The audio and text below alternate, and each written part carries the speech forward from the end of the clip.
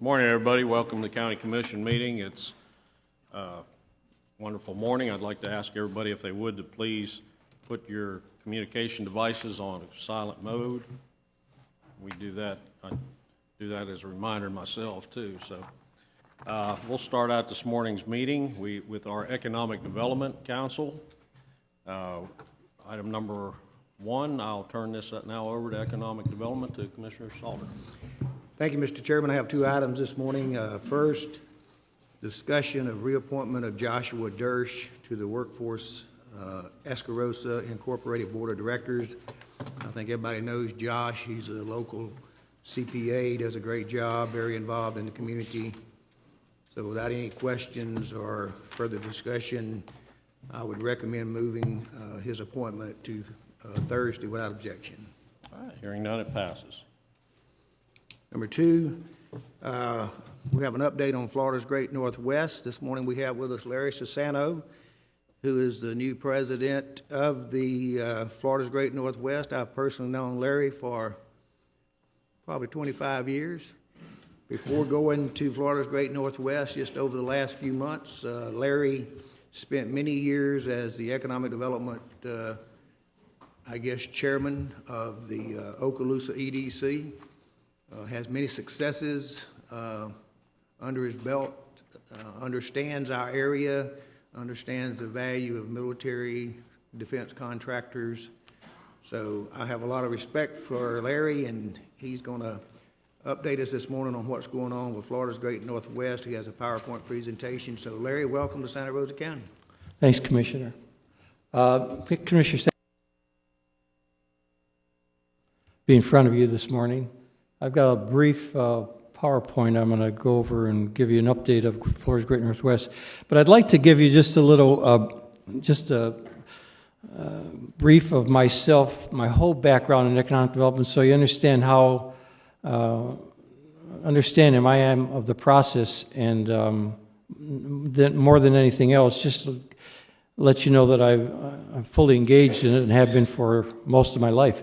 I started in Tallahassee, owning a business in 1973, and from there I went over to the Florida Department of Commerce for 13 years, was supervisor for economic development. My team's role was to recruit businesses to Florida.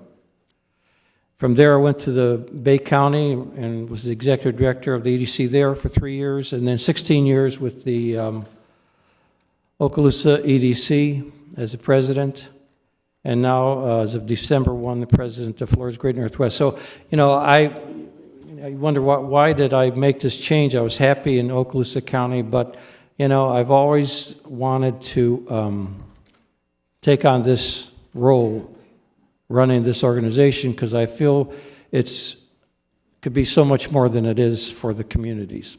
So let me get right into the presentation. First slide. This is the overview that I'm going to cover quickly, talk about the demographics, the regions, targeted sectors, the organization itself, and then the website. And I'd be remiss if I didn't mention that Jeff Helms is our past chair, sitting in the audience. You all know Jeff, and he's been a great leader for us as well. This is the region. You all know it. 16 counties, stretches all the way to Jefferson County, to Pensacola, Escambia County. And I know this region well because I've been marketing it most of my life. Next slide.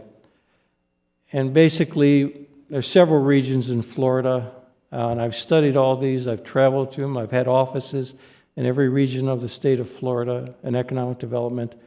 My main office was in Tallahassee, but we represent 24% of the total counties in the state of Florida, and a big region, a very diverse region at that. Next slide. A little bit about our demographics.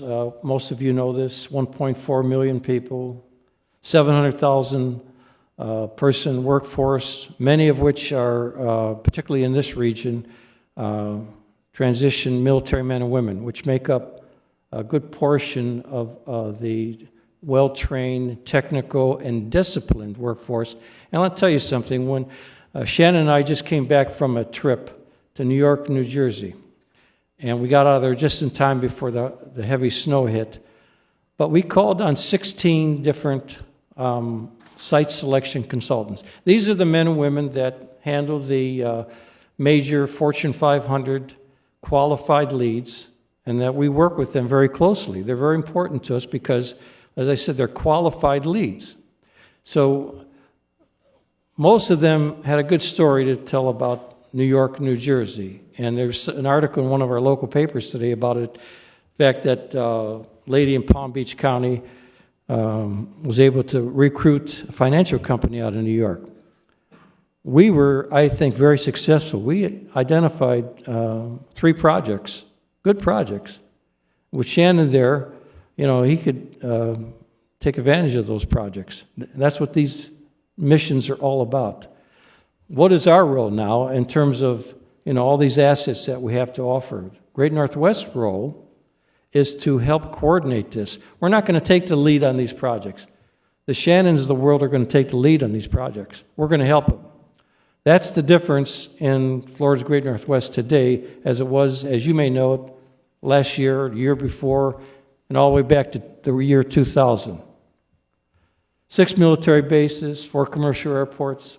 Let me tell you about something else we're working on. Okay, Commissioner, you asked me about changes in Great Northwest. Let me tell you about this change.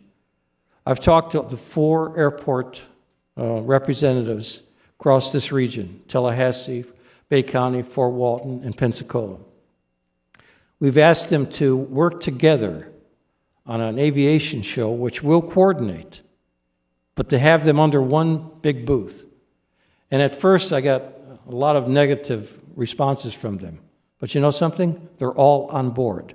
They're all going to share one booth together, something we thought could never happen. What does that mean? Let me tell you something. You go to a major aviation show, and you have these 4 airport representatives there, and then the economic developers. Let me tell you, that is an impact, because you're dealing with these general aviation, defense aviation companies, and these guys know the business. They will help us market our region. They'll help market your area here as well. Our universities and colleges. Something else we're working on. One of the biggest things that we have to deal with today is finding qualified, trained men and women for existing companies and for our new companies. We're developing a pilot program with the state of Florida, Northwest Florida pilot program for training advanced manufacturing. If this is successful, we'll get funding from the state, and we'll have an ongoing program for qualified companies to identify the types of labor that they need that they can't find today. Labor is the most critical factor today in any site selection decision. Labor, labor, labor. Used to be location, location, location. It's now labor. Next, please. Now, we have 4 urban areas. Leon County is 1, Panama City is 1, Fort Walton Beach is 1, and of course, Pensacola, Santa Rosa is another. The others all are rural areas. We cannot market this region like we used to. We have to look at each county and each region within the big region as a uniquely set of communities in itself, and see what are the things that we need to market for that community that are different from the community possibly right next door. That's something that we're taking on that we haven't done before. Next.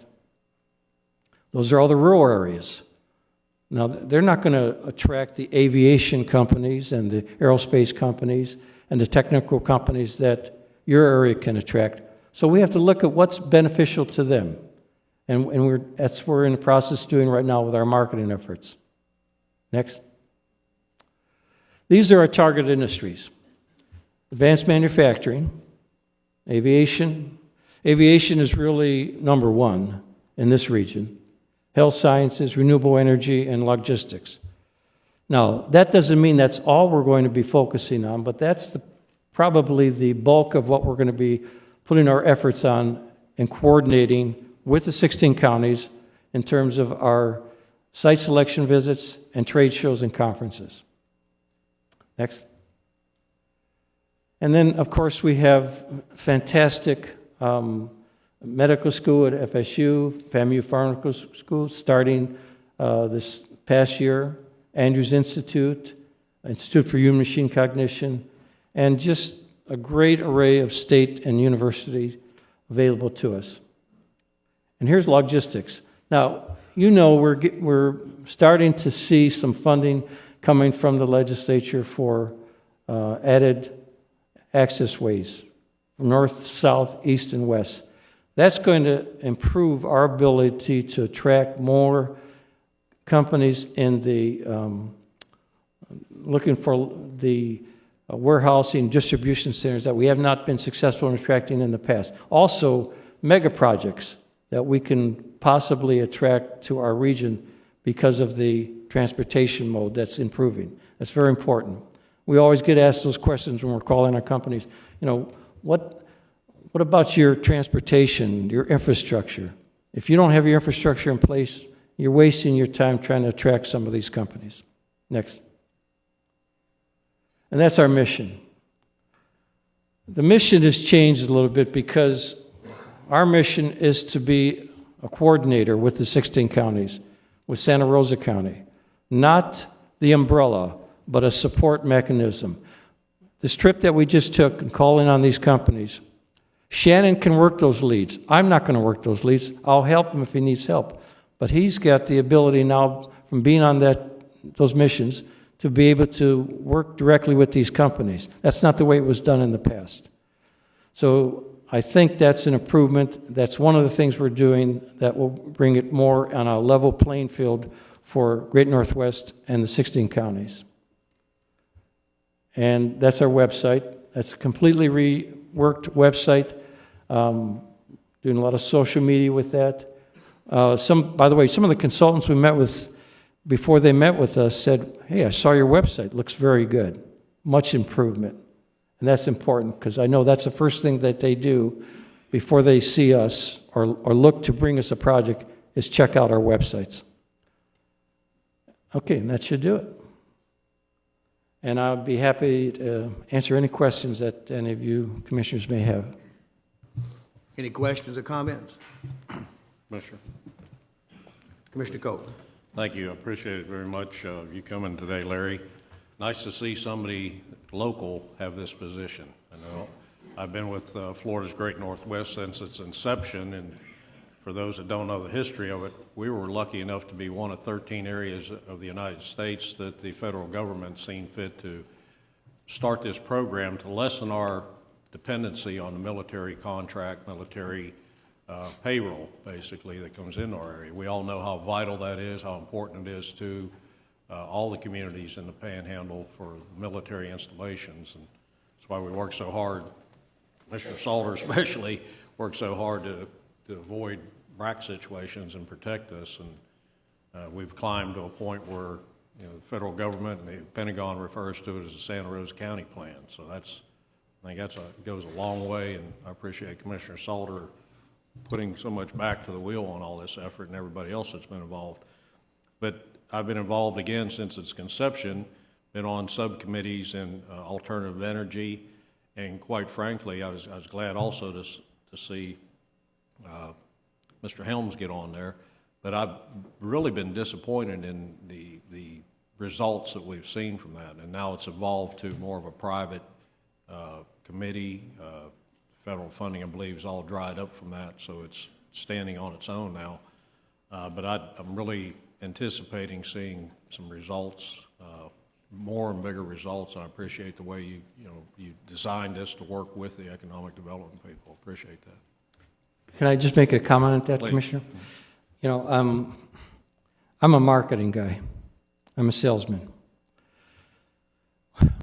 My feeling is that I look for results, and if I don't see them here, I'm going to go over here. Committees are good. You have to have some committees for certain initiatives. But I feel that our job is to be out there marketing our communities, generating job growth, generating interest from the companies that we deal with, plain and simple. And if we can bring some business to this community, then I'll be very happy about that. And I think that's what you're looking for. And that's what I'm looking for, too. Thank you. Mr. Chairman, Larry, Mr. Walker and I last week had an opportunity to attend a reception over in Pensacola, a two-county reception for the Florida Secretary of Commerce, Gray Swoop. We had a significant group of business people to attend. Secretary of Commerce Swoop was very complimentary on our region and our working together.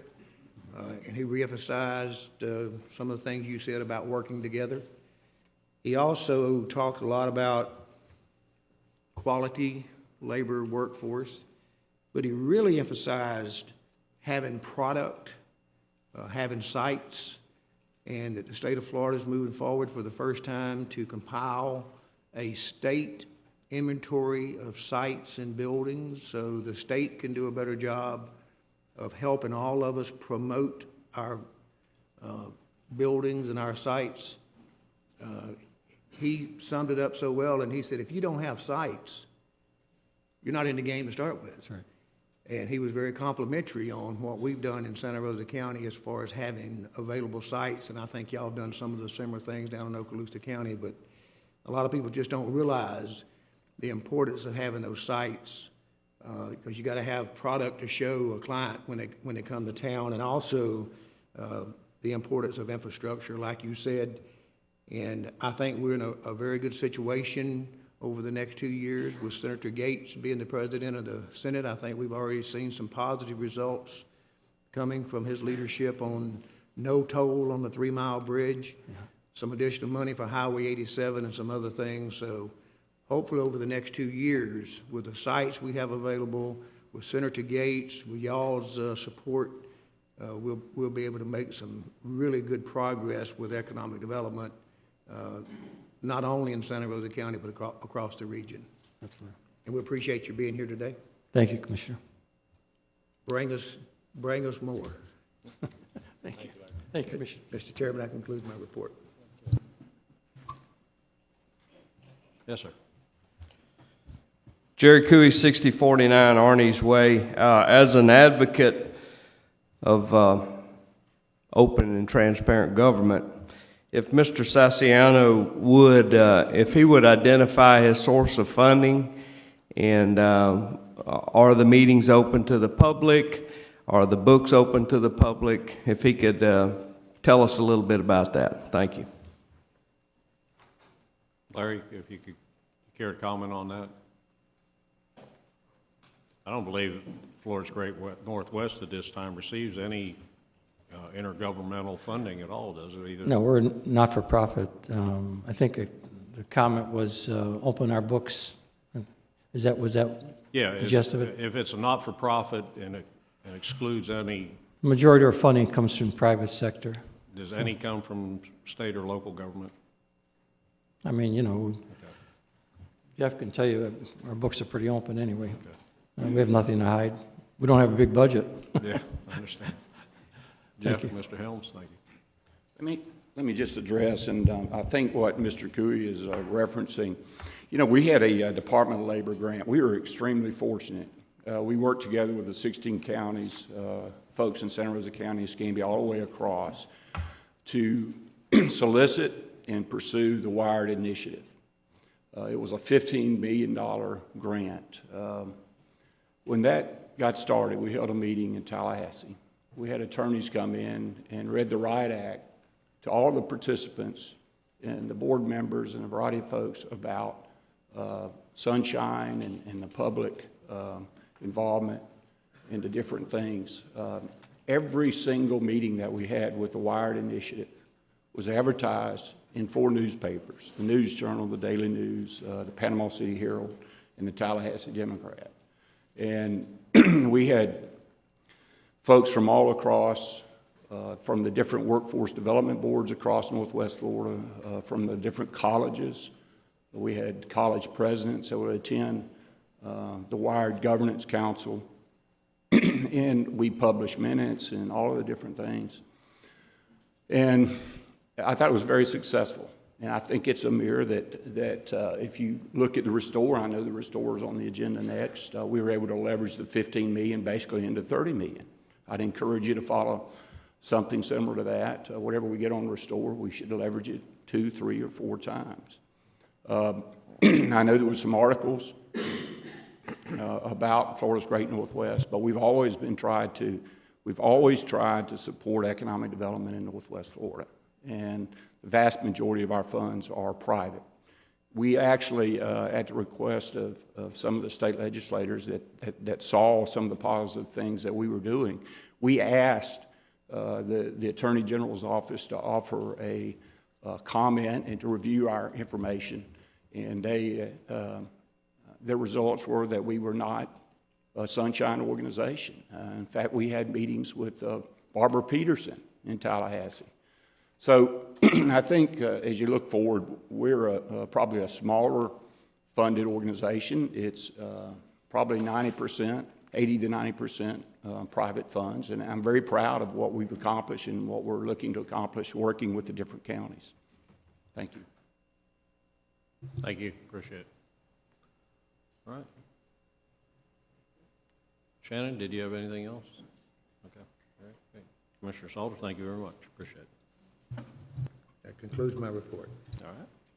All right, we'll move now into Administrative Committee. Item number 1 is discussion of soliciting proposals for consulting services associated with the Restore Act implementation. I'll turn this over to Mr. Walker or Commissioner Lynchard, whoever. Guess it's you, Commissioner Lynchard. Thank you, Mr. Chairman. I'll jump in and then let Mr. Walker add anything he feels the need to. You know, we've been talking about how to move forward with Restore ever since last July, I guess, when it was passed by the legislature and signed by the president. And I think at this point, there is money in the pipeline. You know, a settlement for $1.5 billion was entered into between Transocean and the federal government. 80% of that money will come to the Restore Trust Fund to be administered according to the formula set forth in Restore. So there's money in the pipeline now. I think we need to get started in earnest developing our local plan. Before we get the first dime, we have to develop a multi-year implementation plan for Santa Rosa County. That's not something I believe we can do in-house. You know, we have Sheila Harris, our grants coordinator, has been doing great work with all the NERDA projects. She's coordinating and submitting NERDA projects, working with the state, working with the people and groups that are submitting these proposals. I don't think she can take on Restore by herself, so I think we owe it to her and the citizens of Santa Rosa County to put our best effort into a successful implementation of Restore Act. And I think that's going to involve bringing on a consultant to assist us in developing that plan, vet projects for environmental feasibility, preliminary costs, and so forth. So I think it's time that we solicit those proposals and get started. Okay. Other comments from members of the board? I had somebody from the media ask me last week what I thought about all this and when we're going to do this, when we're going to do that, and my exact comment to him was that there's so many different buckets of money that are already designated to go to certain areas, whether it be environmental, job creation, or whatever it is, that I'm not going to count my chickens before they hatch and start thinking too much about it until the check hits the bank. So it sounds like we're getting pretty close to the check hitting the bank. And Commissioner, I appreciate all your efforts and all the work you put into this. Thank you very much for that. And no other comments? Oh, okay. Jeff, thank you for coming today. Mr. Chairman, Jeff Allen, 1193 Mary Lou Lane. Just wanted to offer some recommendations, comments on any future consultant contract that you might have. The reason I'm doing this is I saw an RFP from McCullough County last Thursday. The RFP specifically was addressing the Restore and handling the Restore funds. It was called a lobbying and consulting contract. It was a 2-year contract with 2-year potential extensions or potential total 6-year contract. The concern I had about it, and that was the first one out out of the gate for the 8 counties, and it was a big concern for me. Current federal law prohibits federal funds being used for lobbying activities. Now, the Gulf Coast Restoration Trust Fund, which is going to house the Restore funds, is going to be under the guardianship of the Department of Treasury. They're going to write the guidelines, and they had 180 days to write those guidelines. It was supposed to be released in January. It was supposed to be published on the Federal Register for review and comment. It has not happened yet. I have not seen it. But they kind of jumped the gun because the Department of Treasury will outline, I think, specifically what the money can be used for. In the Restore Act, I do not remember anywhere where it says that it's to be used for lobbying activities. I'm not opposed to lobbying. I think that's something that could be done under the general funds, but I think it should be prohibited in conjunction with any Restore funds that come out. Additional, basically a general consultant type contract, as you indicated, Commissioner Lynchard, should augment staff. Sheila Harris does a great job with the grants. Any consultant should be augmenting her role. She knows all the grants, she knows your future grants, she knows where you've been successful, so the consultant should work closely with them. Your Public Works Director, Furman, and Roger Blaylock, they understand the stormwater and the environmental conditions, and they need to supplement their staff. That's the purpose of a general consultant, not to take away work from the county employees, but to augment them. The third thing that I'd recommend is that if you get a consultant on board, and if they happen to write a scope of services for a specific design project, they should be, in the RP, they should be prohibited from going after that as a design project. In other words, they don't need to write projects for themselves. I mean, it's very clear. We happen to serve as a general consultant for District 3, and when you're dealing with federal funds, and it's you got to be very careful so you don't jeopardize the Restore fund. So make it clear in the RP. If a consultant is going to pursue a general contract with you, they understand that they can't go behind later on, a year or two from there, if they've written the scope, done the cost estimates, go after other work. So they're writing a scope for themselves. So I just wanted to offer those recommendations for your considerations. Thank you very much. Okay. Anything else, Commissioner Lynchard? I would just note, and I agree with Mr. Helms, is that what we probably specifically need to do is it really needs just to be what we envision is a planning and engineering contract. Again, if we get down the road, I don't see where you're going to do any the lobbying efforts that we would come to call that. I think we are going to need the services of somebody that can help us develop a strategy for dealing with maximizing the other resources or exploiting the other resources before we use ours. So I think there's going to be a great deal of work, but I think it's mostly going to be project management, vetting the list. It also makes sense about if you work on the front end, you may have to be prohibited from working on the back end of the project. So we'll have to look at that, which intuitively just makes sense. But we'll do that. And I would expect this would go through the normal solicitation process. The action you'll take Thursday will be just to authorize the solicitation of the proposals, and then they will be brought back to you for review and typically interview before selection. And this, Commissioner Lynchard. again, I think that the reason that we need to move forward with this, the Gulf-wide Restore plan is being put together now. The state plan is going to come into focus soon, and we need to have our general planning consultant, or professional services consultant, there to start plugging our projects into those plans. We don't want to focus solely on the money that's coming directly to Santa Rosa County. We can deal with that. We want to maximize our ability to go after funds from these other sources. And whether it's NERDA or restore money. It's all coming to the Gulf Coast.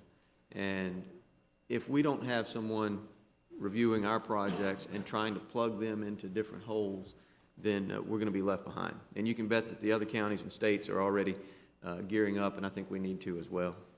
Mr. Chairman. Commissioner Melvin.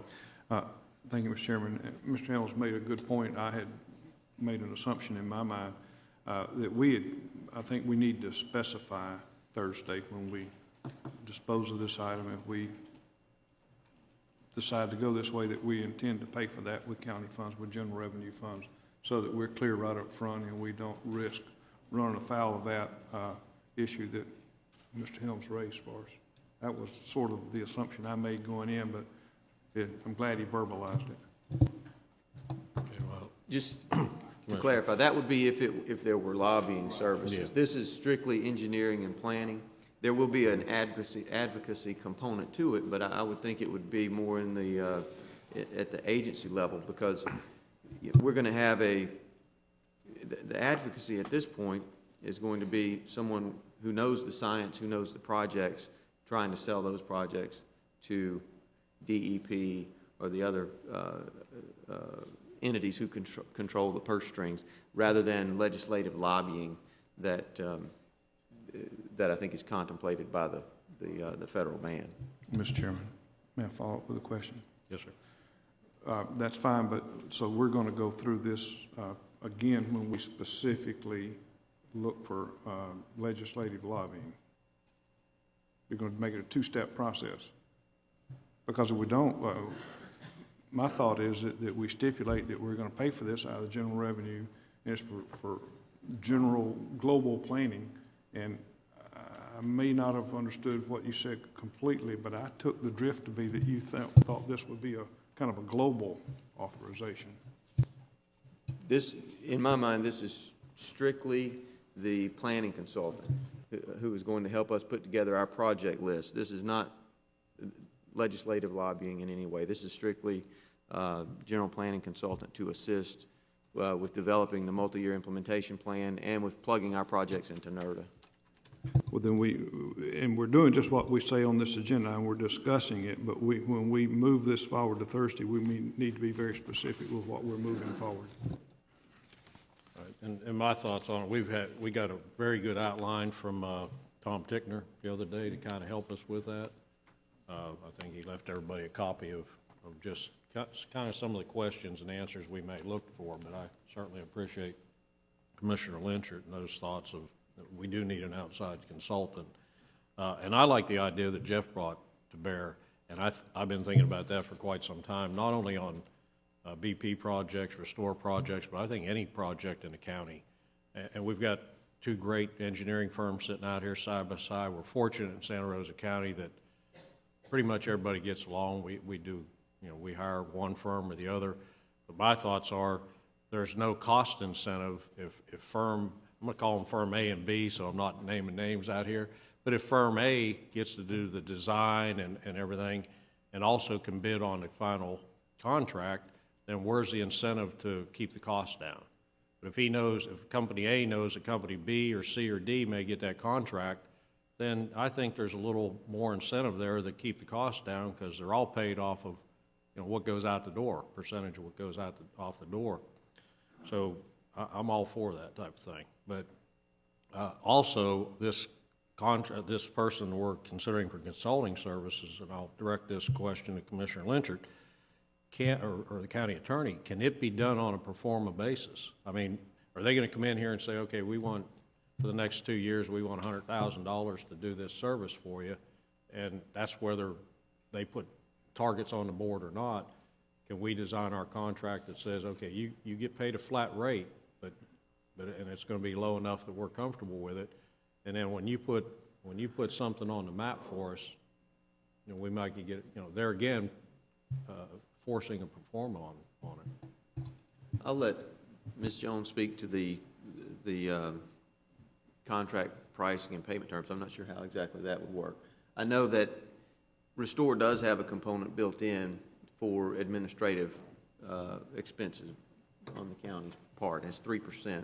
Up to 3% can be used for administrative I think that would be permissible to use that for planning purposes with the general planning consultant.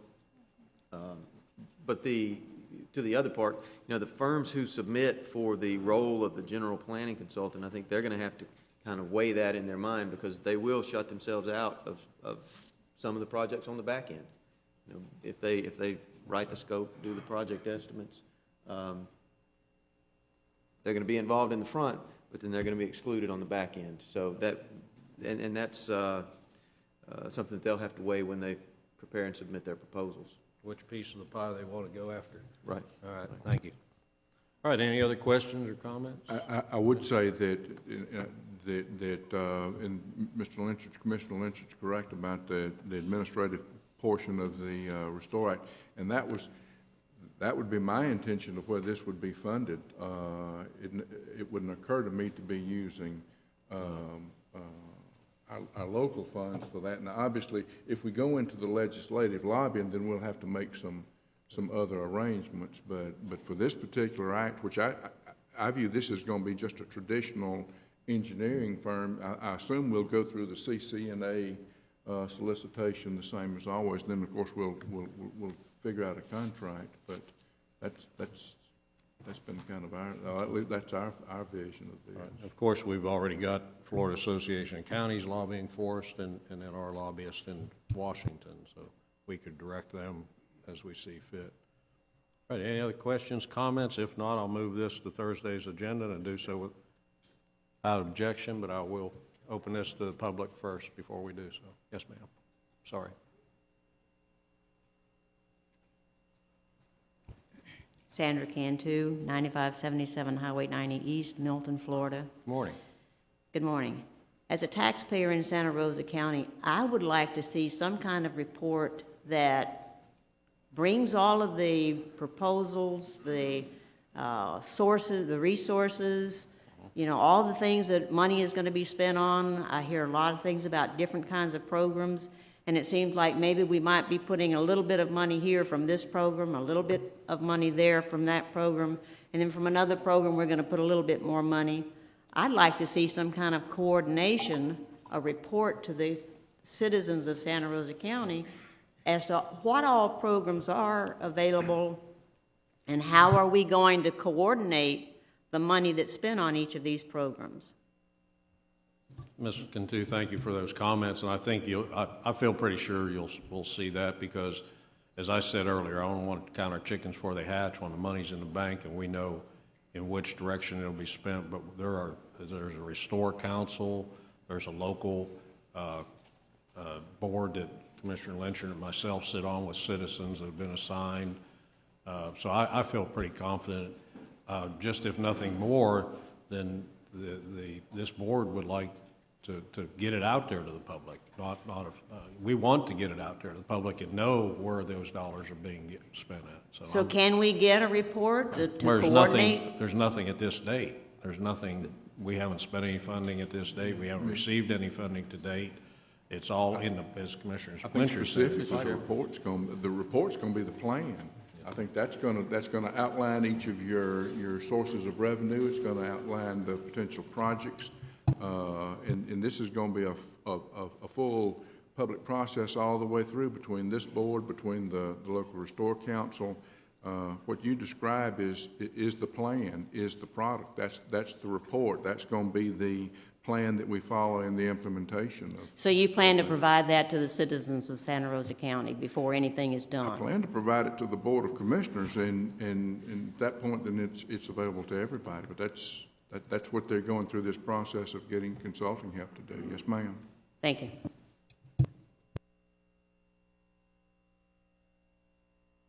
Comments or questions? I'll move this to Thursday's agenda without objection. Before we get too far away from economic development, I pulled this out of the paper on January 27th, and just, if anybody didn't get a chance to see it, the title of it in business was Santa Rosa Building Boom. And it makes several comments about how we're starting to see some pickup in growth and stuff like that, so that's always a happy thing. So if you didn't get a chance to look at that, you might want to pull it up on their website and take a look at that. All right, we'll move on now to our next item, is discussion of issuance of a permit for C&D facility in East Milton to Blue Water Holdings, SRC Incorporated. Mr. Walker. Mr. Chairman, in your packet is a memo to me from Mr. Blaylock and Mr. Anderson. The permit's been submitted. It specifically is outlined in the memo, and we've got the documentation. Commissioner Melvin had asked me before the meeting to provide the individual documentation on that. I omitted it from the agenda, but certainly we'll get that to all of you. But on the site plan and the financial assurance plan and the things that were submitted. But in you see the background, the background, and then each of the items and how they've been disposed of in the review. I know that representatives from Blue Water are here. I'm sure people are here of interest to that, but in the judgment of engineering, this does meet the standards of the permit issuance, and as you've read. On Mr. Gomillion, we recently received the Northwest Florida Water Management 20-year capture zone, well capture zone, and I believe Mr. Gomillion's provided you with that. And this well's outside of both the 5 and the 20-year recapture zone for migrating water.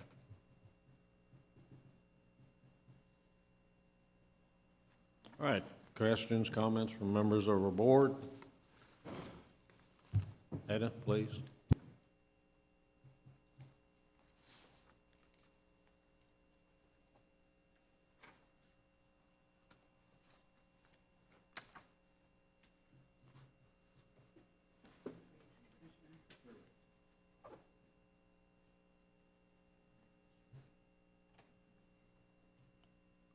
Speak. Etta Lawler, 2532 Cedar Crest Lane, Navarro, Florida. I think the county has enough private landfill remediation, cleanup, and closure issues now to contend with that are going to be financial burdens to the taxpayers. You do not need to be issuing more private C&D facility permits. Before you even consider this application, you need to figure out who you're dealing with, so there is no dead-end paper trail repeat of past history, trying to find the responsible party for remediation and closure. On today's agenda and the DEP application, Blue Water is spelled as one word, yet on the State Division of Corporation documents, county clerk, official records, and county court records and other communications, Blue Water is spelled 2 separate words. I provided you with an email dated June 13, 2012, from Rush Rice, subject, East Milton C&D Disposal Facility, that was sent to zoning board members and copied to Angela Jones and Becky Cato. It states, EcoSouth Services, LLC, formerly Blue Water Holdings, SRC. Also, I provided you with information from Rice Advisory, Montgomery, Alabama website. On Rice Advisory's homepage, it states, Rice Advisory is affiliated with EcoSouth Services, LLC, a solid waste management, consulting, and investment company owned by Jeff Conch, and others. On Rice Advisory current opportunity page, it lists permitted C&D landfill, Santa Rosa County, Florida. No daily volume limit. No geographic service area limits, and an opportunity to upgrade to a Class 1 permitted. Confidential information memorandum available upon execution of non-disclosure agreement. I do not like seeing the advertisement of a private C&D landfill in Santa Rosa County with no geographic service limits and the opportunity to upgrade to a Class 1 landfill permit.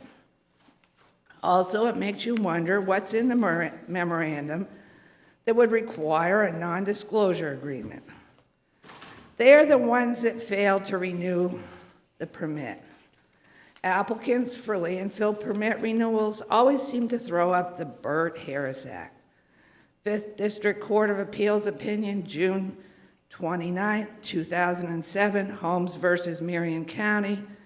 Renewal denied did not inordinately burden the landfill property as the term is defined in the Burt Harris Act. Issuance of a time limit permit cannot create a reasonable expectation that the specially permit use will be allowed to continue indefinitely. The only reasonable investment-backed expectation that the petitioner had was they could operate the landfill until the expiration of the original permit. How the commission ever came to a decision to approve the initial limited C&D permit in 2009 is questionable.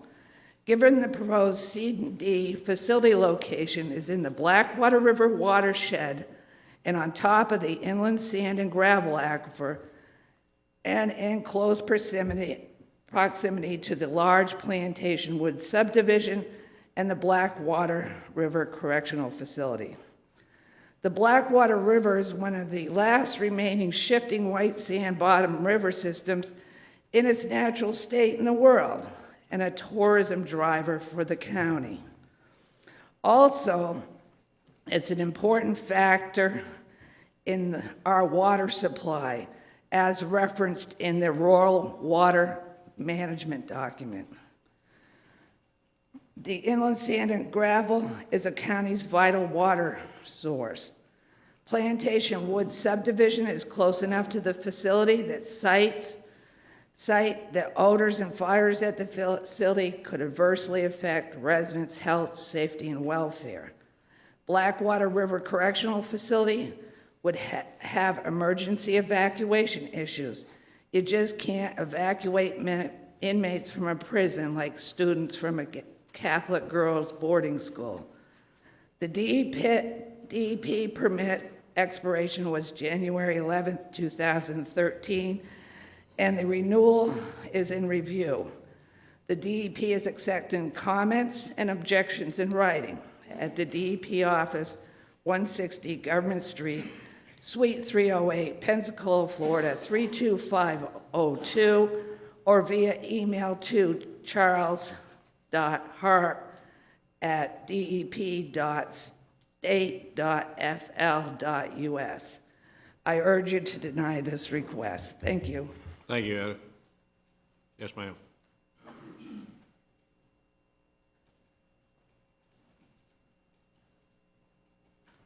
Sandra Cantu, 9577 Highway 90 East, Milton. I'm upset about this. I didn't realize it was being discussed today. I remember a few months ago hearing something about the C&D disposal area over near Softly Field, which I used a few years ago. And I was concerned at the time I used it that as you drive around that area out there, you see smoke from underground fires. And I realized that they had a problem just a few months ago that was on the news, and they talked about how it had been run, I think, improperly and was causing a lot of hazardous air problems around that area.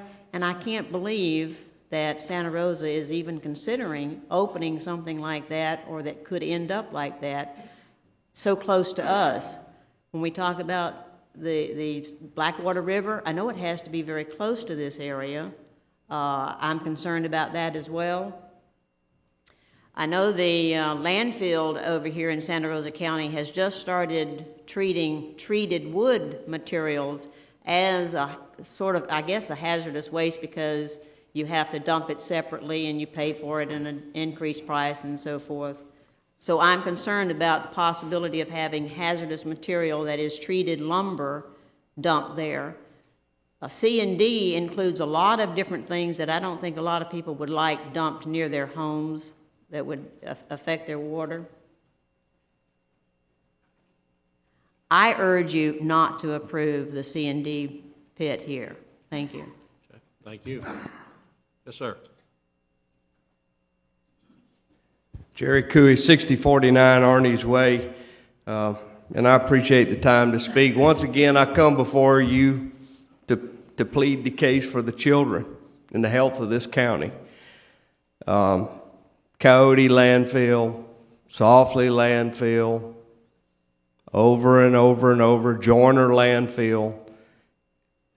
They won't have a problem for 2 or 3 years. They may not have a problem for 10 years, but they will eventually have a problem. We know this over and over and over and over.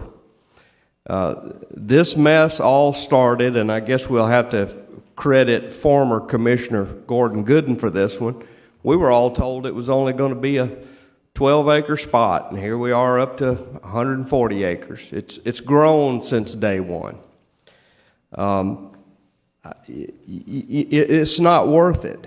We've had our own landfill people stand right here and say we have enough room for the next 100 years. Within the next 100 years, technology will be made available so we don't have to deal with this problem in the long run. As I have expressed many times before, and I'll say it again, I don't think we should allow private garbage dumps, landfills, or anything. Although I'm a small government guy, our government, as in our landfill, has a vested interest in doing it right. They have good, solid foundation and the backing of you, the commissioners, to make sure that it is done right and it is handled correctly. And I will add to this, I get the sense there's a feeling here that maybe, technically speaking, some comments or some actions were taken in 08 or 09 that may be driving us towards feeling that we have to do this or we may get sued. Okay? Let me make it abundantly clear, and I think if you'll go out and ask the average citizen, take it to court. I won't be back up here complaining about expenditures by a lawyer to protect the children in this community. Okay? There is no doubt. I understand the legalities of this. I've spoken to some of you privately about it. I get it. Don't want to get involved in a lawsuit. I get it. The flip side of that is you as a board, if you stop now and let this happen, what's the outcome down the road? I hate to see it. We have the capability within this county to take care of everything we need for 100 years. You all understand the advancements in technology, in the abilities to handle this kind of stuff. I can assure you that within 100 years, there'll be a better way to do it than sticking it in a hole in the ground and hoping for the best. I, too, urge you to leave this on the table and not approve this. Thank you. Thank you. Yes, ma'am.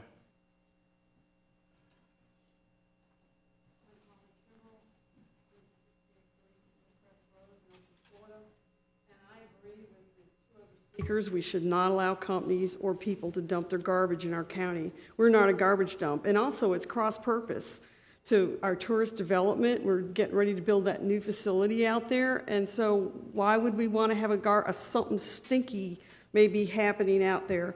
Our landfill in this county is well managed. We shouldn't allow private landfills. They pollute, and then we, the taxpayers, get to clean up their mess. Coyote and Joyner landfills are 2 examples. These people want to start a landfill in the Blackwater watershed. Currently, the Blackwater River is one of the cleanest sand-bottomed rivers in the world. Let's not mess it up. You can't take it back once it goes out. Also, this is near some of our wells. We talked about only a 5-year travel time, but let's face it, we're probably all going to be around here for more than 5 years. So let's not pollute there either. Thank you. Thank you. Wallace, if I might, before you speak, come on up, because this concerns you. This is the email that you got, and I want to read it in the record so we can maybe have a county attorney verify it. The two comments that Wallace pointed out to us from, and correct me if I'm wrong, Wallace, from DEP. One is refrain from taking enforcement action except at a last resort.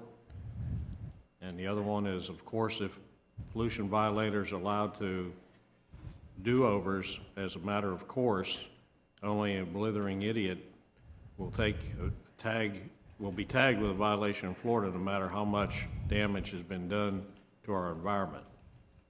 Are those both DEP comments? Yes. If you could, can you direct myself and the rest of us where you found those, or where we can, or where the county attorney can verify those comments came from DEP? That was, I believe it was a former employee of the DEP. Okay. I just want to clarify that, so we're all getting this in email, and email's public record, so, okay, go ahead, Wallace. Thank you. Wallace Mahout, 5500 Cox Road, Milton, Florida. I think hopefully everybody saw the article that Lewis Cooper did about the landfill in his recent article. And in that article, Mr. Lynchard stated, "We heightened the requirements of our C&D pits following the issues at Coyote and Joyner. According to county staff, it does meet the requirements of our ordinance and protective measures we have in place." Can you please specify for me what those protective measures are, Mr. Lynchard? That would be the operational requirements contained in our ordinances dealing with that. And referring to county staff, we look at the memo that says that they've met the requirements contained in our local ordinance. And do you know what those are? Yeah, they're outlined in the memo. There's going to be the liner, there's going to be the leachate collection, there's going to be the other items that are mentioned in the order. Specifically, the financial assurance specifically that were done as a result of the moratorium that this board took, I want to say 2008, 2009, 2010 time frame, specifically with C&D pits to deal with that. And I believe if you look at the memo, I believe the plan is for the original, whatever that number of acres is, whether it's 12 or 16, it's not the full 100 and whatever. So it's not anything other than we've discussed in the past. What is the financial assurance that is required?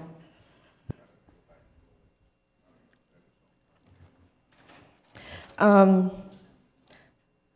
really think that if you look at everything that has happened at the past at these landfills, the only new requirement at all, to me, is the liner. And that liner is going to fail, could be 20 years from now. And you can't say that, well, we have the report from the Northwest Florida Water Management District, and it's not going to flow to our drinking water wells. It's going to flow in the direction of the Blackwater River. Does that make it any better? Is polluting the Blackwater River now our goal? Well, let's send it the other way. We don't want to do that either.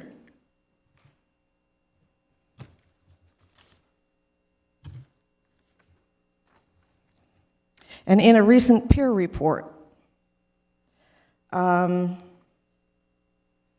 it says relaxation of pollution permitting policies has also made it difficult to show noncompliance by the DEP.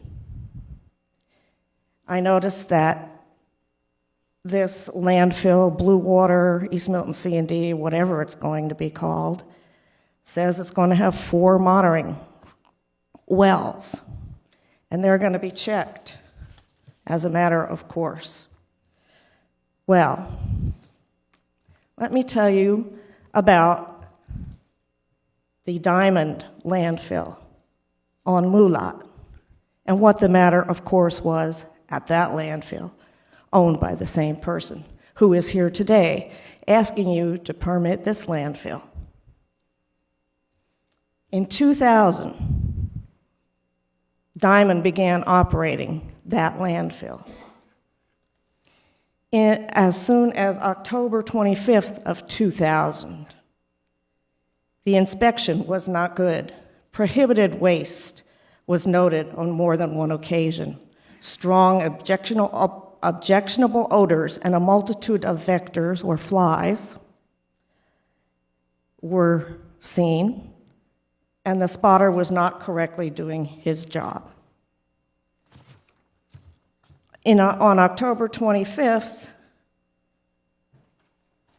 a warning letter from the DEP was sent to the owner of this landfill.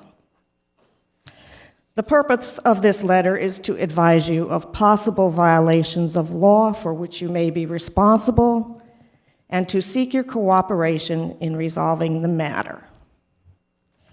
A compliance inspection conducted on September 29, 2000 at your Tower Ridge C&D debris disposal facility in Milton, Florida indicates that violations of Florida statutes and rules may exist at this location. The department inspector has observed prohibited waste in the disposal area on more than one occasion. There were numerous inspections at this landfill, and on more than one occasion, they found things in that landfill that should not have been there. Associated with this situation were strong, objectionable odors and a multitude of flies. The prohibited waste and the resulting odor and vectors indicate that the duties of the spotter are not being satisfactorily performed.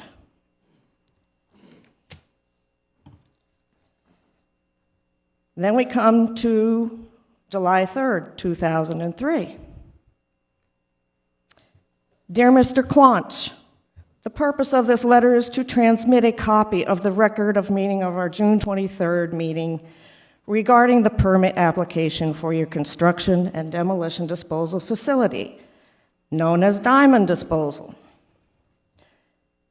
and to advise you that a department inspection of this facility on June 26, 2003 indicated that you may be operating the facility in violation of the permit. Specific violations are alleged as follows. It appears that between 1 to 2 acres of construction and demolition debris has been disposed beyond the footprint of the permitted disposal area.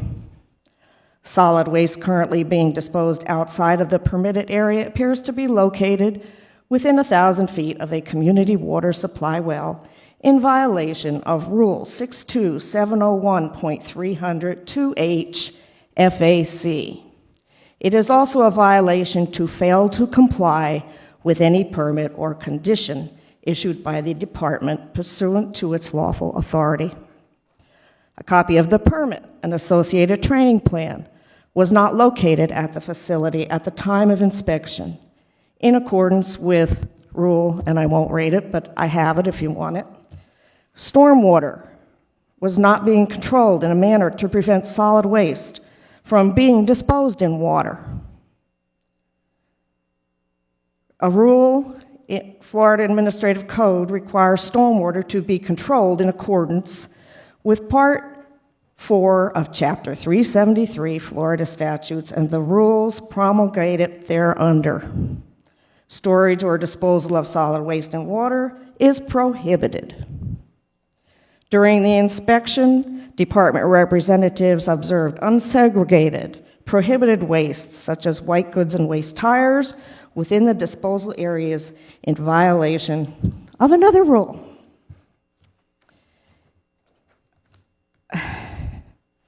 And then they were going to get together to come up with the consent order to fix all these problems.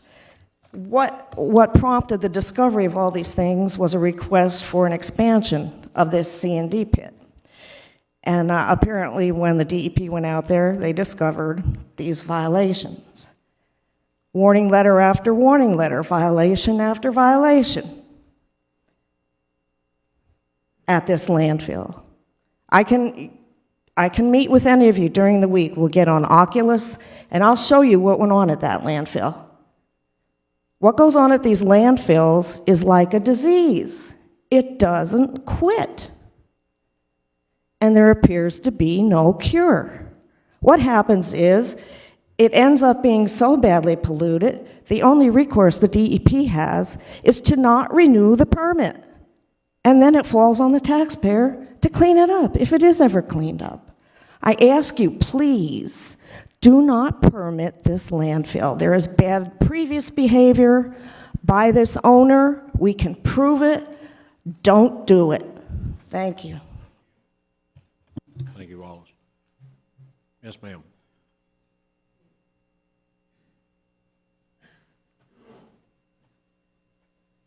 For some strange reason, you kind of resemble the Eights. Can you hear me? Yes, ma'am. Thank you, Mr. Cole.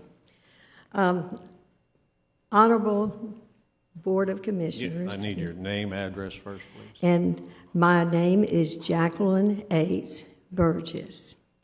And I currently reside at 909 Santa Rosa Boulevard, number 220. However, my husband and I are in the process of moving to 6140 Jeff Yates Road. I have approximately 75 acres that adjoins this landfill proposal. In all honesty, I just learned about this discussion this weekend, and I'm really not prepared to speak.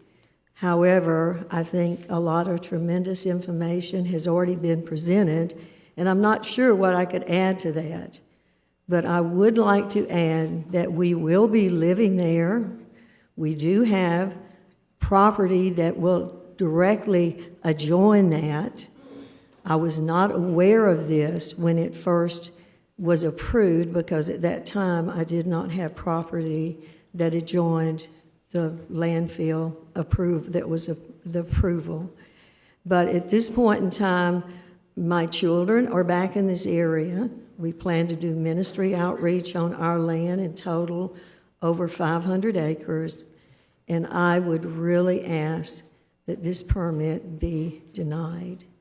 And I do not think it's a good thing. It's definitely not something that we want to be that close to. As you know, this land has been in my family for many, many, many years.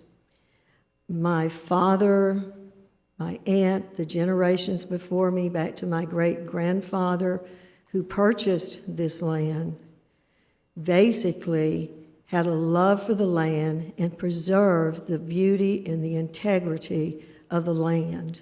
And that is the heritage that I come from. And it is the heritage that I believe in. I believe there are many wonderful things that can be done with this and other property in there. I certainly understand the need for basically to have an industrial site and things going on in that area. My husband, Bob, is a chemical engineer, has been doing this sort of thing and working with liners for over 40 years. He will tell you that it's not a question of if it is going, that liner is going to give and break, but when it gives and breaks. Companies like Occidental Chemical that he worked for spend millions of dollars doing various things where they have to use liners in the ground. They always, at some point, fail. And I am in agreement. We have one of the most beautiful areas along the Blackwater River, and I would hope that the commissioners would see the importance of preserving what we have, what we advertise to tourists that come here to enjoy this beautiful area of ours, and I certainly would appreciate seeing that done. Everything that flows off of the land flows across my land as it goes to the river. Our land is located in the west, the north part of the property, of the Yates property, and then this piece here. And anything that flows out of that will flow across land that I, my husband, and my children own. And we want to see the beauty of God's creation there preserved. This is something that I have planned on moving back here and doing. It's a promise that I made over 40 years ago. I'm excited to be back here now, and my husband's retired and back here. But these landfills in that area very much concern me. There's a lot of history in that area, and I'm sure you're aware of that. The old schoolhouse that was originally there, and many other things, that blacksmith shop, which we moved in when I was 3 years old and renovated, that became our home. There's tremendous heritage that's a part of this county. And so I personally would, again, please ask you not to permit this. Okay. Thank you so much, and I appreciate your time. Thank you. Appreciate it. Yes, ma'am.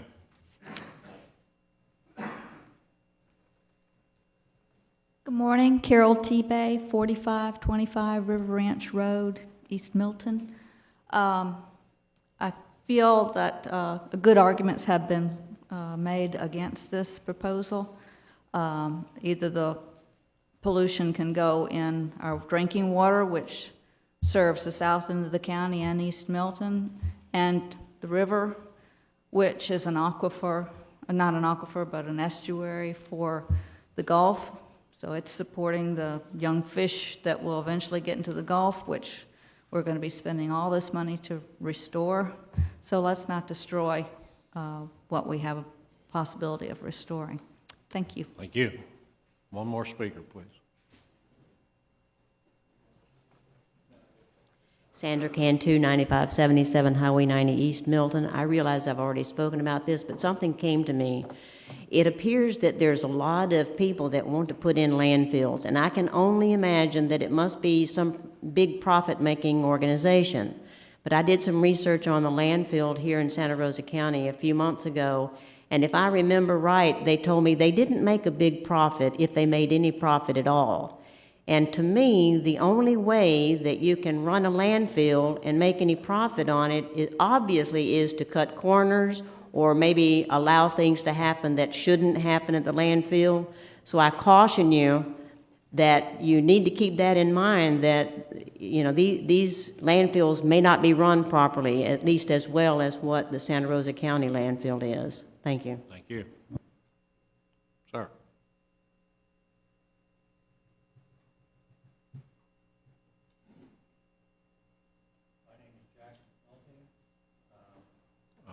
Push your button, please, Jack.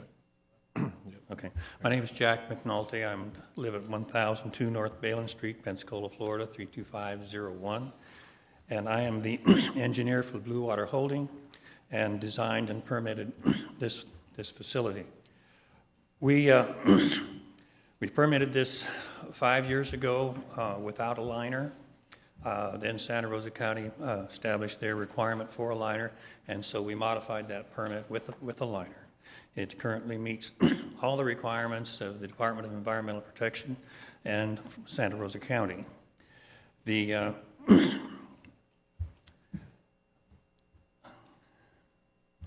one of your concerns that we hear is the groundwater, and that is where this liner is going to be a real asset.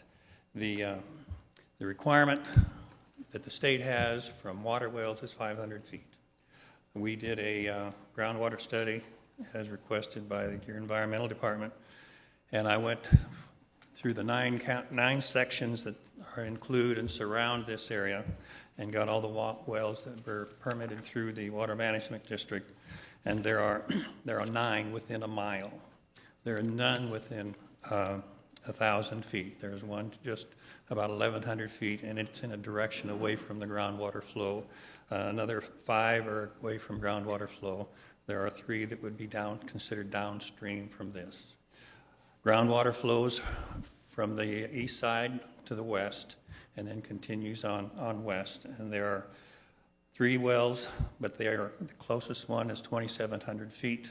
The East Milton community water well is 3,800 feet, and then there's another one that's just shy of a mile.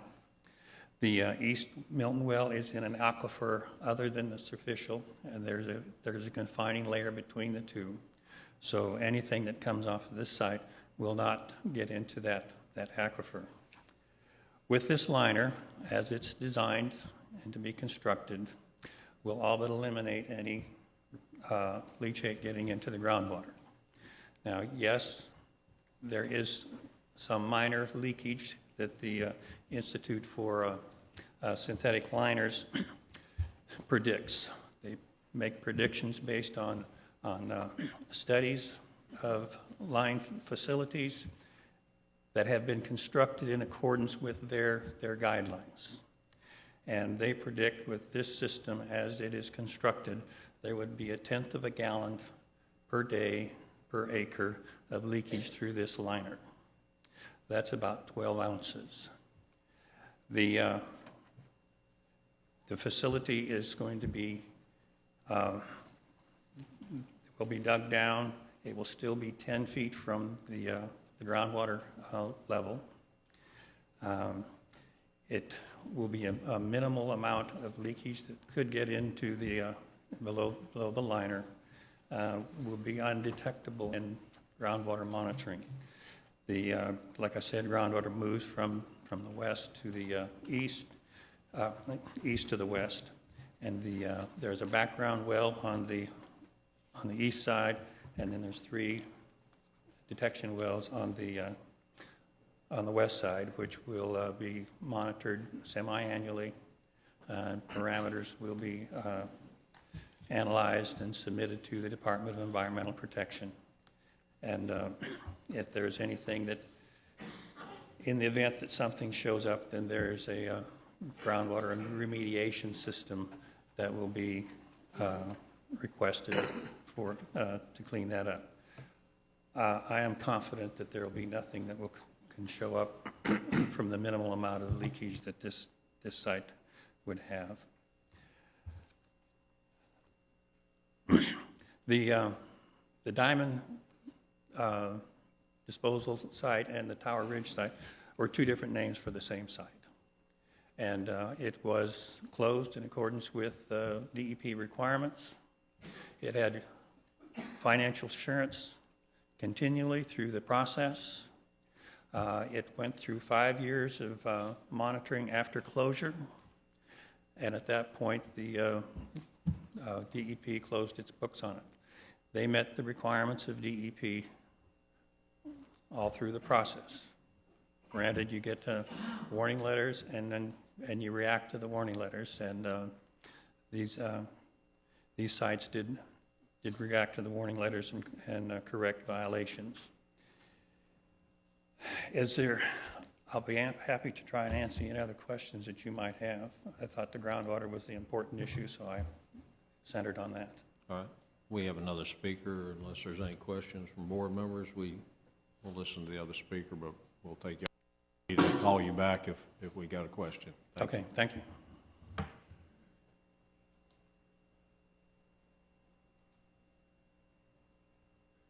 I'm Carl Hudgens, 3412 Barkwood Drive. I live in Pace, but we own 22 acres in East Milton, just south of H Road, across Highway 90. So I really didn't know this issue was going to come up today, but happened to be here. But I've thought about this a lot in the past when I go out to our land. We had plans, like the lady with 75 acres. We have plans for our land. We've had it in the family for over a decade, quite a while. And my concern is that, well, a couple of concerns. One concern is that when I go to talk to planning and zoning about what I can do with my land, just about everything I talk to them about, I can't do, okay? There's always some reason. It's too close to a road, or it's too far from a road, or the last time I went, I found out there's a red line drawn around some areas out there. It's called a wellhead protection area. And I understand those things. We're a growing county, and we have to work. Zoning is really does some unjust things a lot of time, but we have to try to work together to try it for the best of our county. But what I'm concerned about is that some can and some can't. That's number one. So we need to decide what we're doing with the East Milton area. You've got, I understand 87 is going to be extended up by Whiting Field with a bridge across Blackwater River sometime in the future. So that's going to bring a lot of some type of growth to the area. What I don't want to be known as, and I go out to my land, I work a lot, I have a tree farm out there. Now when I ride out there, I get this feeling that it's just destined to be prisons and landfills out that way. And I don't want that for the future of East Milton. I think there's some beautiful land, there's some historic value there. If that's going to be an industrial area, let's designate from 87 east to the county line, it's going to be industrial. And let us use our land for, we've got investments, but we don't know what we can do with our land. And that's part of the problem in Florida with our land values. We have a shifting sand of regulations and requirements and zoning that really makes things unpredictable for landowners. But I would like to see some kind of a vision for that area, and I really don't want that vision to be landfills and prisons. As an investor, and we're going to move out there because we have friends and family in that area, and we want a nice community in that area. And if I'm allowed to use industrial, let me have industrial, if that's what we're going to do. I'm concerned about land value. But with the red lines around my property, and I think it includes this landfill area with a wellhead protection area, we probably should quit permitting landfills within wellhead protection areas. So thanks for your comment. And I want to applaud the people. It takes a lot of courage to come up here and speak. And you've got regular people coming up here and speaking because they care about these issues. And I appreciate those people. And thank you. Mr. Chairman. Commissioner Salter. Based on what Carl just said, one of the things that I always encourage people to do, if you're going to buy a piece of property, if you want to do something different with a piece of property, make sure that you get our land development code map and look at the current zoning, the way it's being used now, and more importantly, look at that future land use map. And that will give you an idea of what the potential need for that property is. And before you buy something, if you're going to buy, look at that future land use map. And if you see something that may not be compatible with what you want to do with the land that you're going to purchase, then don't purchase it. All right. Kyle, please. Kyle Hawley, and my address is 5920 Willard North. My concern is exactly that for future land use. When we study the future land use map of the area, we see long-term conversion over time to industrial types of usages, and we accept that. However, it is at the zoning level where we need investors and investment to move from current land use to future land use. And so I think the permitting of this landfill is really going to slow down the conversion of the property out there to more intense uses that could lead to the jobs that people need. So from an economic development perspective, I think that it is not the wisest choice either. I do think long-term, also from economic development perspective, we would need for East Milton's water system to expand in that direction. And so I think it was probably short-sighted to not provide a clear direction in which that system can grow, which will support industry throughout there. My additional concern is I'm out there every day about 5 o'clock. And I watch just immediately to the west the helicopters that are flying from Outlying Field, Santa Rosa, back and forth to Whiting Field, Southfield. Is there someone here who has checked really to make sure that there would be no additional compression on the corridor between Whiting Field, Southfield, and Outlying Field, Santa Rosa?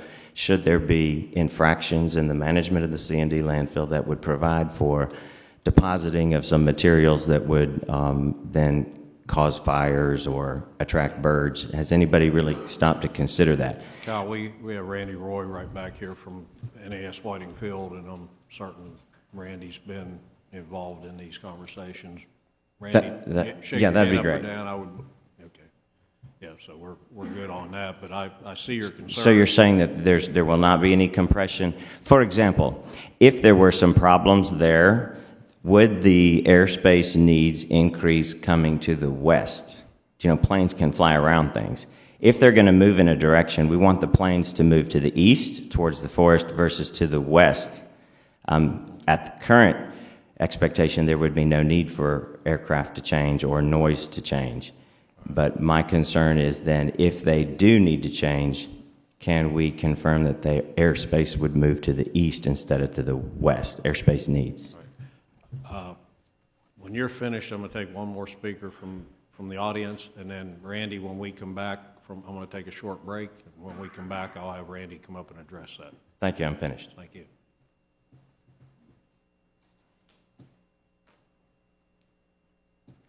Good morning, Commissioners. Morning. My name is Wilbert Courtney, I live at 4641 Geiger Road, Milton, Florida. A lot has been said this morning. We just got through hearing from a guy about the Great Northwest.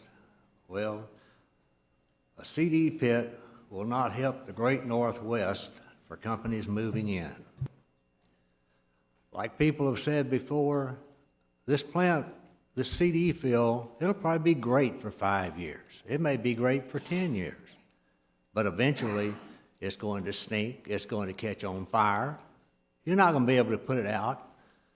Go over to Pensacola and talk with the people over there. They just got through having one that was on fire, and the fireman stated you cannot put it out. It will burn until it finishes burning out.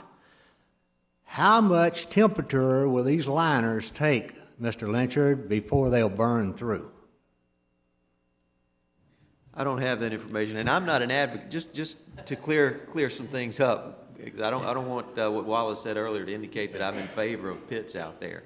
I'm strictly saying that they have met the letter of the requirement with regard to the liner in our ordinance. I have, for the last 4+ years, advocated for better protection for our well field out in East Milton. I'm going to continue to do so.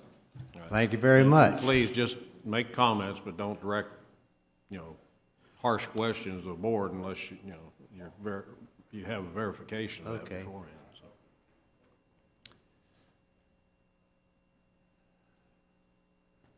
As far as jobs, this may bring 2 or 3 that will pay minimum wage. I was here on the last time this came up. 3 of the county commissioners were here then. It was passed the last time, and I request you don't pass it this time. The last time we were here, 10 to 15 people got up and spoke against this. You county commissioners say you listen to the people in the districts. 3 or 4 got up and spoke for it. That was the owner and somebody that was in it with him and his lawyer. Well, I would expect them to get up and say something for it. Today, you've had one person get up and say something for this seedy landfill. You've had another 10 or 15 people that has been against it.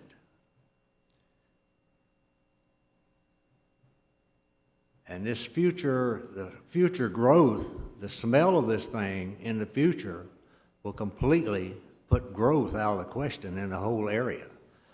I drove by Softly landfill for 14 years. That Softly landfill, if you'll check with Escambia County, cost them, from the last thing I heard, between $300,000 and $500,000 to get it shut down and to clean it up. Don't know if it's fully cleaned up yet or not.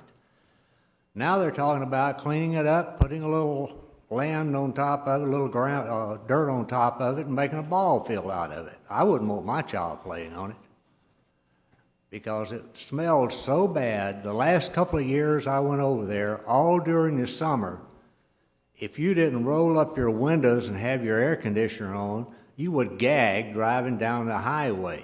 We've had people over there that came to work and got sick and had to leave and go to the hospital from breathing it when they went through it. That was some terrible stuff, and if you were not over there, you didn't see it. You didn't smell it. And a lot of people around here were not there, didn't see it, didn't smell it. Like I said, I went by it 14 years. The first 4 or 5 years I went by there, I never noticed anything. I had people tell me over there then that you could take a small amount of brush and throw on top of batteries, tires, whatever it may be. All you do is hand $2 to the person when you go in the gate, and he says, go up and put it on top of the hill. Okay, listen, we're speculating on this. We're talking about things of the past. Let's keep this on subject. I understand your feelings, but we're kind of getting way off track here. Okay. Being Mr. Cole, well, I won't mention no names. Being someone doesn't want my comments, I'll just say this. I'm truly against it, and anyone that's for it, you should deny it. Thank you. Thank you. All right, as I said, we're going to take a 5-minute recess, and we'll come back to this. I'm going to ask Randy, please, if you'll have some idea where we can go with this as far as NAS Whiting Field is concerned. And then I've got quite a few comments myself, so we'll recess for 5 minutes.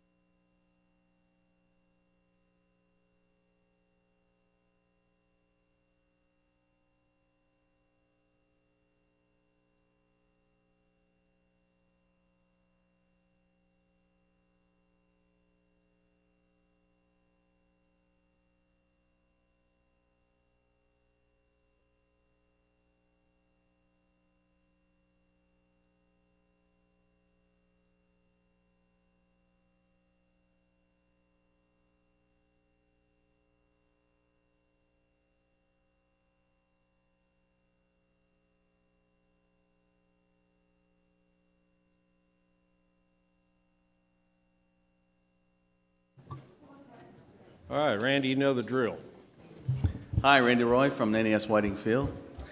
I know that this discussion this morning is about the C&D pit. I remember, if my memory serves me right, in about 2009 when this first came up, we actually examined this, and the property, I believe, is outside our military airport zones, and it's basically outside of Santa Rosa's concerns for NOLF Santa Rosa and also for Harold.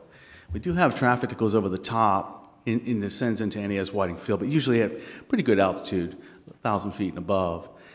Typically, when we look at these kind of things around the airfield, there's a lot of exceptions and a lot of great work that's been done with the joint land use study.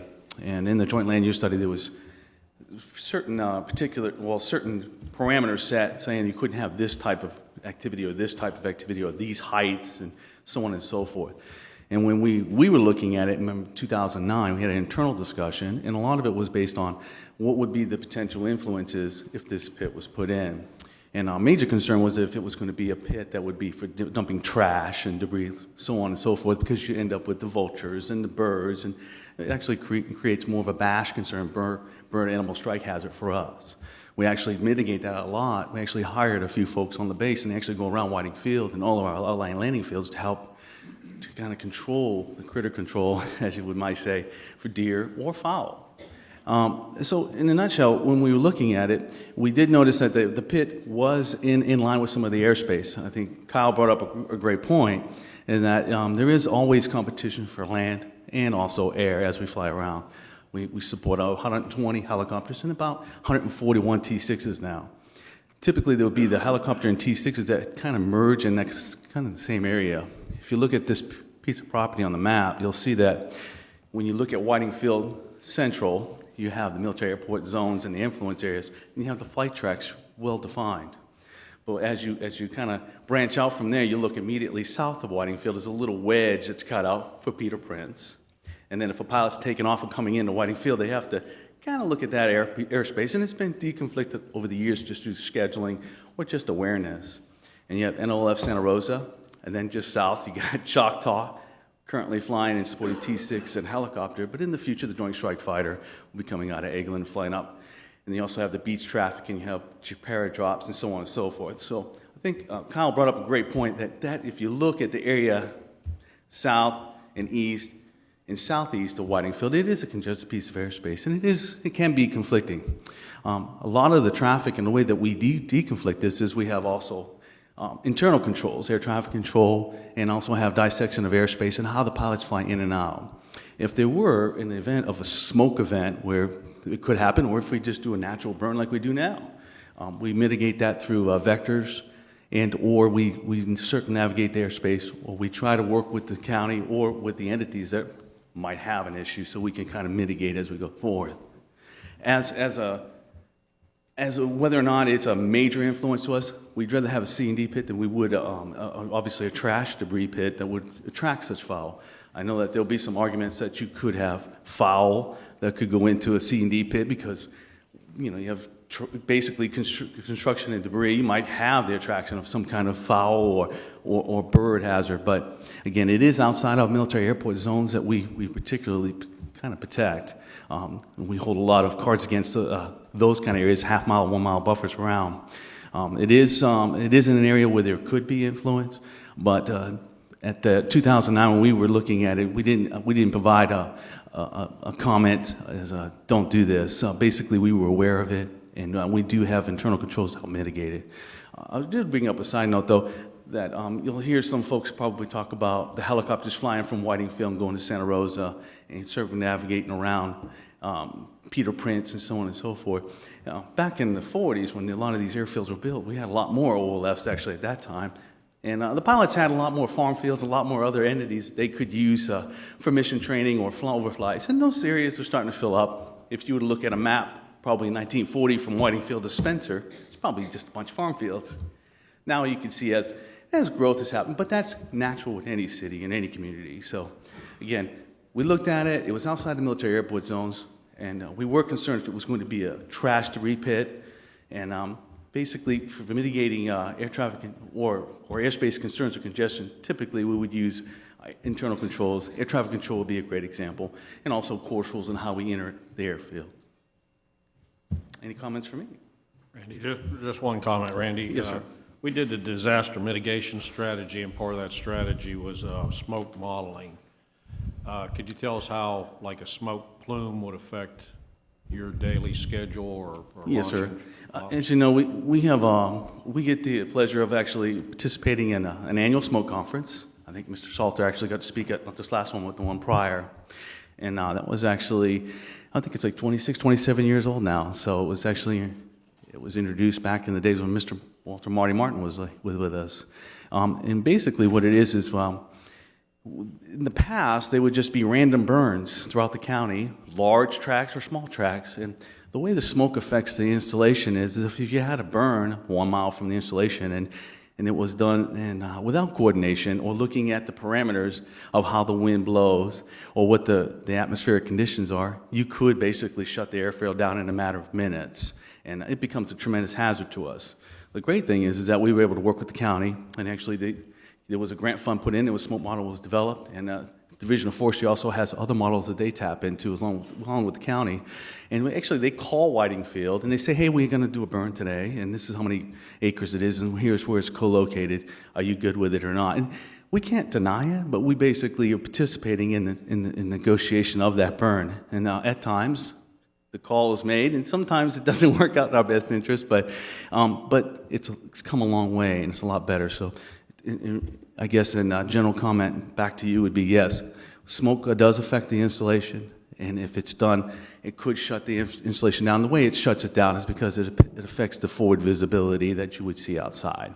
So if you go to less than 3 miles, we would have a slowdown of traffic at the airfield, tremendous.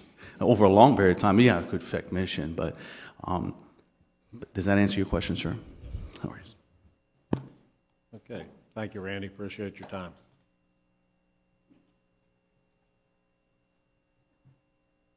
Mr. Andrews. Thank you, Mr. Chairman. I'm Roy Andrews, 5218 Willing Street, Milton. I represent the applicant. I think that Mr. Hudgens had some very good points that he made to the commission earlier, and that is that in the realm of government and land use, that what the citizens have to have is certainty in regard to their rights. This property, as Mr. Salter pointed out, was and has been or was on the future land use map of Santa Rosa County as part of the comprehensive plan, as some of the very small percentage of that had an industrial future land use. It was rezoned by this commission in accordance with the requirements and in compliance with the law in order to be able to have to meet the requirements of a C&D landfill. It has been permitted through the DEP and through the county, and a development order has been issued on this property, which is still extant. Under both Florida statutory law and your land use regulations, the development order is what gives the landowners certainty that they have vested rights in regard to a certain parcel of property for a certain use.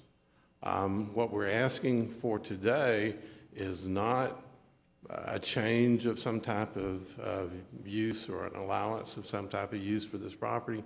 It's an operational environmental permit that says that this facility will be operated in accordance with the requirements of your ordinance. Your staff has reviewed the application and made the recommendation to the board that it be granted because it meets all those requirements, including the financial assurance requirements which were put in place while we were going through this process, which we, under DEP requirements, will have to have a bond in place 60 days before turning a shovel of dirt on this property. I'll be happy to address any questions, but I think that we would request the issuance of the permit. Commissioner Lynchard. Thank you, Mr. Chairman. Mr. Andrews, you mentioned financial assurances, and that's something I wanted to get around to. Our ordinance requires adequate financial assurance prior to issuance of an operational permit. Correct. I understand the DEP gives you 60 days, but we don't have that provision in Santa Rosa County. So from what I've seen, we do not have adequate financial assurance in place. All we have is a letter from a bonding company that states they will issue a bond at some point in the future. We don't have the terms of that bond. It's impossible for us to know what kind of assurances the county and the citizens have if there is a problem out at the site. Can you address that? The form of the bond is something we'll be happy to furnish to you.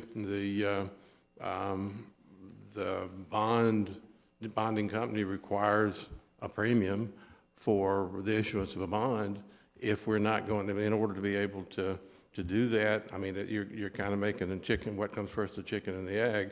If we have a permit in place, we can get the bond. We will get the bond before we undertake any type of activity. 60 days prior to any type of activity taking place, the bond would be in place by the requirements of the DEP, and your county procedure tracks the DEP procedure, and we intend to meet that requirement.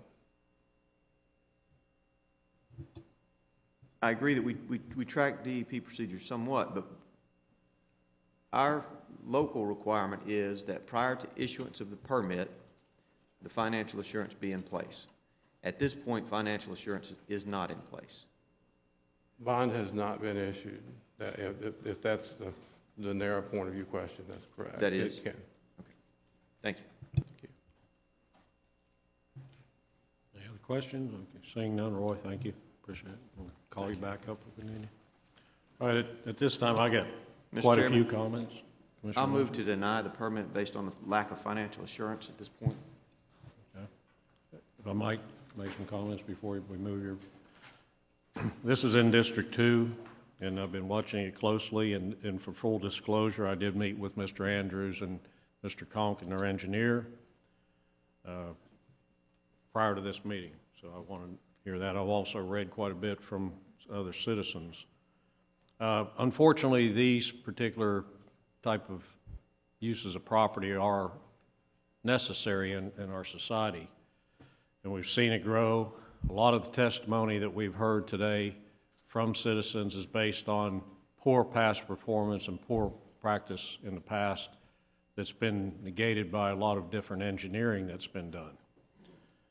But when I look at engineering, and not to harm anybody's feelings, but I see buildings collapse, I see bridges collapse, I've even seen space shuttles not make it back home again. And those are all American lives that we lost, and citizens that very possibly should be here today. So engineering fails regardless of how strong the science is toward it and the engineering that's done. Since 5 years ago when we first permitted this, we've learned a lot. We've been studying quite closely our water recharge area. And I may have a solution here that in just a moment I'll put forward. My concern is with a lot of people, this is 16 acres we're talking about today, but there's a total of about 160 acres that could be involved. If the petitioner comes back and says, well, we've got 16 acres, and for the last 5-10 years we've been running along fine, now it's time we need to expand. It harms our argument to lessen the likelihood of that expansion. And then we've got neighbors that now come to us and say, well, if that wasn't there, I could do something else with my property, but since that's there, I can't do anything else. So I want to throw my 200 acres or my 50 acres or my 10 acres into the mix. And pretty soon East Milton's known as the mega dump. And with the close proximity to the railroad, and this could be speculation just like a lot of it is, but it's our job to protect our future and the future of our children, and this vital resource that a facility like this would sit right on top of. And next thing you know, you got railroad trains running in there with a spur hauling waste from who knows where. Other places like New Orleans that don't have the open property that they could put it in. And the value of moving it versus trying to find that place overcomes it. So again, we become the dumping site of Southeast. I would like to address a question directly to our county attorney. The action that we took 5 years ago and the point that Mr. Conch is at right now,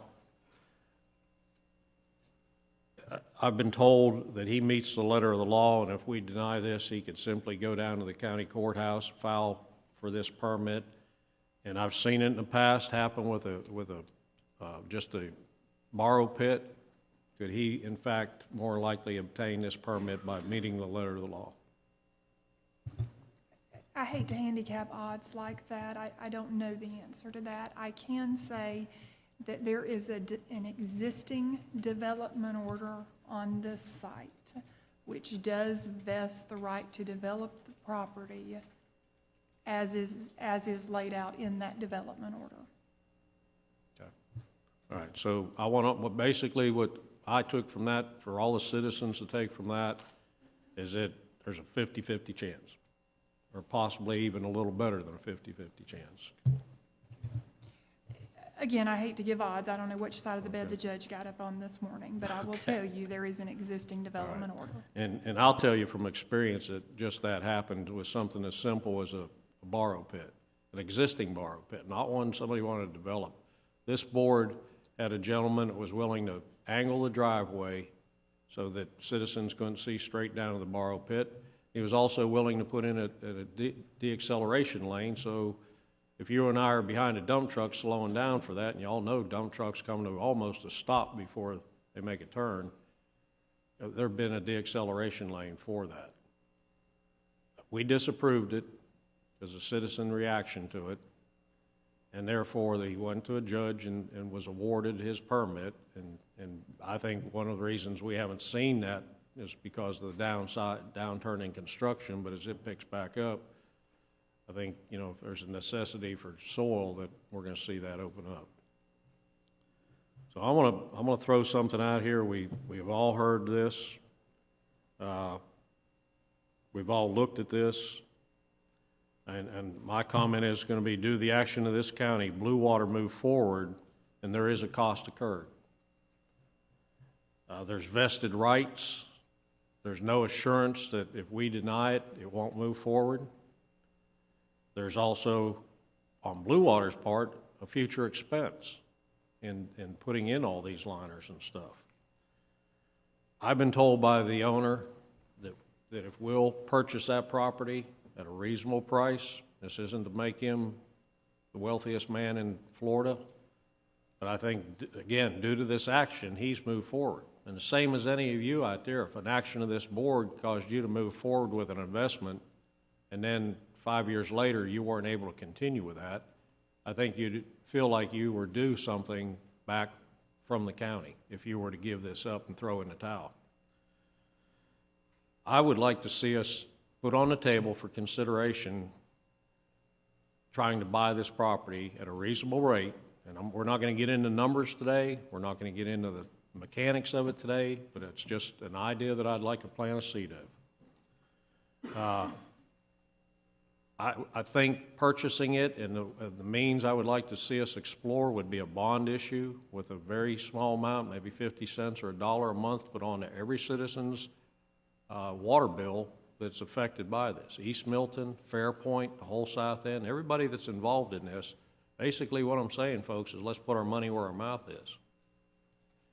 We buy this property and we put it into a conservation. It's not going to be used for anything, but the citizens of this county, we may one day develop it into a county park, camping area, whatever it happens to be, but it'll be owned by the citizens of Santa Rosa County. It'll be paid for through this bond issue. Mr. Conk, Jeff, if I'm saying your name wrong, just slap me later, I'll be fine. But, okay, again, this is going to take some time to work out, and I've got assurance that he won't move forward if we're willing to investigate this. It shows a strong opposition of this board, and more so the sincere opposition of the citizens of Santa Rosa County to protect our vital resources. It also avoids surrounding property owners from having a negative impact on the usage of their property and coming to us and say, well, if you hadn't done this and permitted this, I could have done something else with my property, but now I can't. With this guy next door, I really can't do anything with my property, so I'd like to make mine a dump also. And then, one other thing we continue to speak of attracting growth to our area, and especially out there in East Milton, where we got two of the biggest industrial areas, one of which is looked at from a two-county area as numero uno on the map. So basically, what I'm saying is just let's investigate that. I'd appreciate input from the rest of the board members to see if they would support me on this. I'm certainly going to support Commissioner Lynchard's motion. So we already got, 2 votes going on the negative side of this. But again, when was the last time anybody out here bought a winning lottery ticket or went to Biloxi and hit it big and came home? This is a roll of the dice, folks, and if we choose to go negative on this and deny this permit, that man has nothing else to do, no other options to do but go down and file a petition to get his permit. If we lose that, then all deals are off the table. Right now, we have a willing seller, willing to negotiate with us, and that's going to be my motion. Not really a motion. I'd just like to, at this time, open it up to the floor of the rest of the board or the public, and let's run this gamut one more time and see where we can go with it. Mr. Chairman. Commissioner Melvin. I second Commissioner Lynchard's motion to deny. Call for the vote. Hold up just a second. This is Mr. Williams. Monday, this is committee meeting. We're starting to make a I practice stand of corrected. voting on I Monday. stand corrected. I think Thank that you. we need to start voting on Thursday unless time is of essence, and we've been tossing this around for I don't know how long, so I don't think we need to start making a habit of voting on Monday unless it's just absolutely necessary. I appreciate that, Commissioner Williams, and I agree. I agree with both of you guys, too, that we're kind of showing the public where we're standing on this thing. We will hold the vote till Thursday.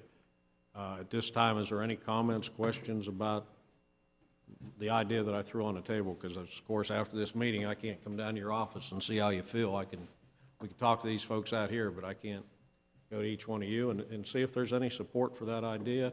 Again, the mechanics and everything would have to be worked out, but Blue Water Holdings is certainly willing to keep that option open.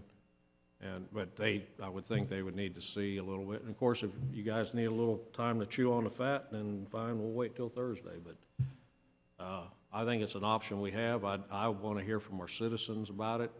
If not today, email us, tell us what you think after you review this. But anybody? Mr. Chairman. Commissioner?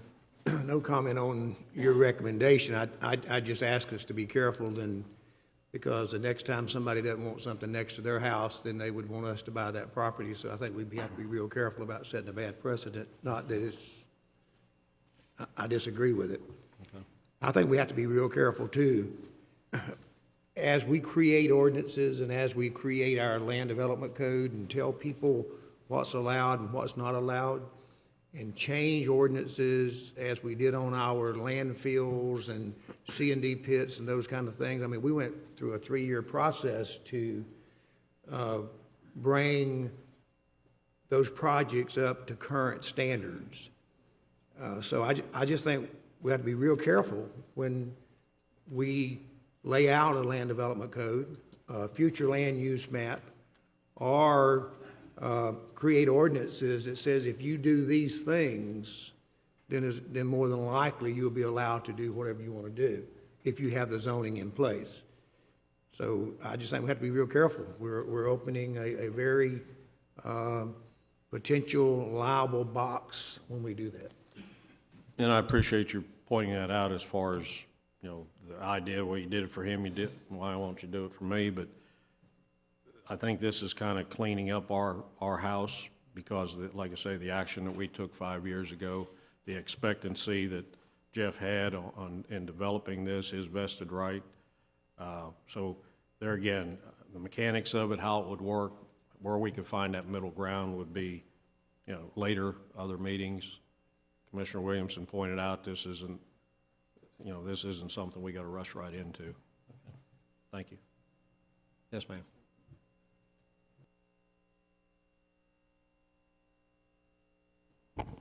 Wallace Moot, 5500 Cox Road, Milton, Florida.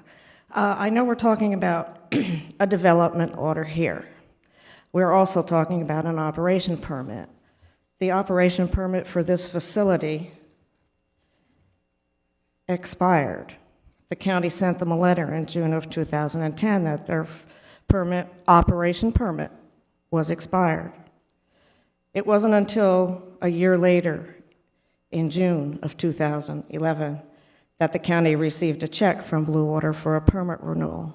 And during that time, the pit district had been enacted, and there was a landfill moratorium.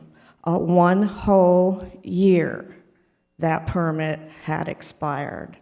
Also in this time frame, the governor let development orders be renewed for up to 4 years, automatically. This is an unfunded mandate. You can challenge that unfunded mandate. I have a case I'm going to send you when I go home. I want you to read that case. And that's pretty much what I wanted to say. The automatic renewal of those development orders was not your decision. It was forced on you by the governor. This creates undue burden. You're not going to collect any money for issuing development orders, and you're forced to comply with that order without having any say. This is an unfunded mandate. Challenge it. Thank you.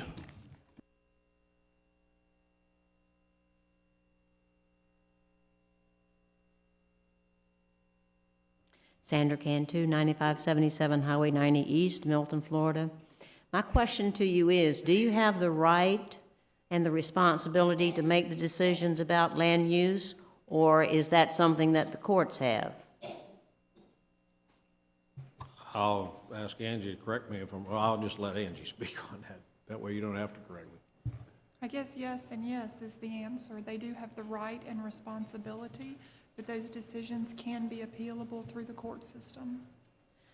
But for someone to threaten you that this is what we're going to do if you don't make... It's never been a threat. It would be an operational... Or promise you or whatever. Yeah, If they say, well, if you don't do this, then we'll go to court, don't you face that with every decision that you make then?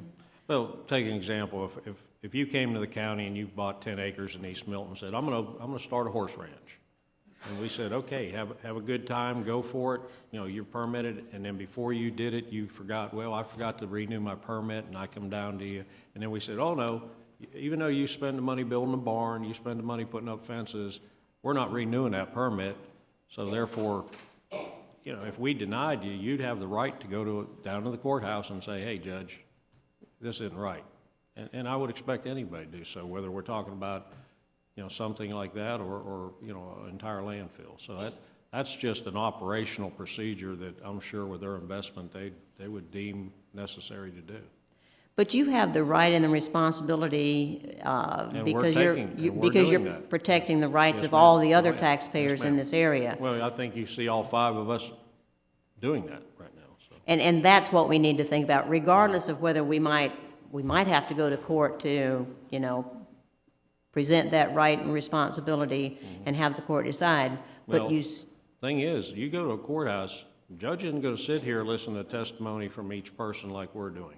Judge is going to look at the facts and base his opinion on fact, not a bunch of citizens coming in here and telling them what happened at Softly Field or Coyote and different places like that. It's going to be the facts as they occur, and he's going to make an opinion on that. But honestly, you all look at the facts too, and the facts are that there's something that's coming into, or they want to bring into this area that is a hazardous to our health. Mm-hmm. So you have to weigh whether the hazard to our health is worth the maybe 2 or 3 or 5 jobs that might come from that. And I understand that's what we're doing. We see the negativity there. What I'm saying is, you know, by my action is how do we get out from under this rock? You know, we made a commitment here in the past that even though a mistake was made and the permit wasn't renewed, good Lord give us another shot at this, is the way I look at it. And hopefully we'll get it right this time, but there's still, you know, I can't sit here and assure you today, if the 5 of us tell them no, go away, that it's not going to happen. But you know, it just hit me that you say that this business owner has let something lapse, didn't do what he should have done. Okay. And in running this C&D pit, they've got to follow a lot of rules and regulations. And they don't follow some rule or regulation, and something happens to the health of the people in Santa Rosa County. We all understand then are you going to say, well, you know, he just didn't, Okay. made a mistake We're there? trying not to get to that point, okay? Thank you. I was just going to suggest to the board that we refrain from discussing future litigation and maybe confine the discussion just to today's application and not surmise too much about all of that. All right, thank you. Yes, ma'am.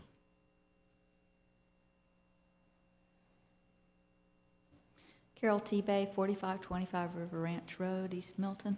I just want to let you know I would gladly support an addition to my water bill to protect the water in Thank East you. Milton. Thank you. All right. Then we'll move this to Thursday's agenda for a vote strictly on whether or not this board renews the permit. And I do so.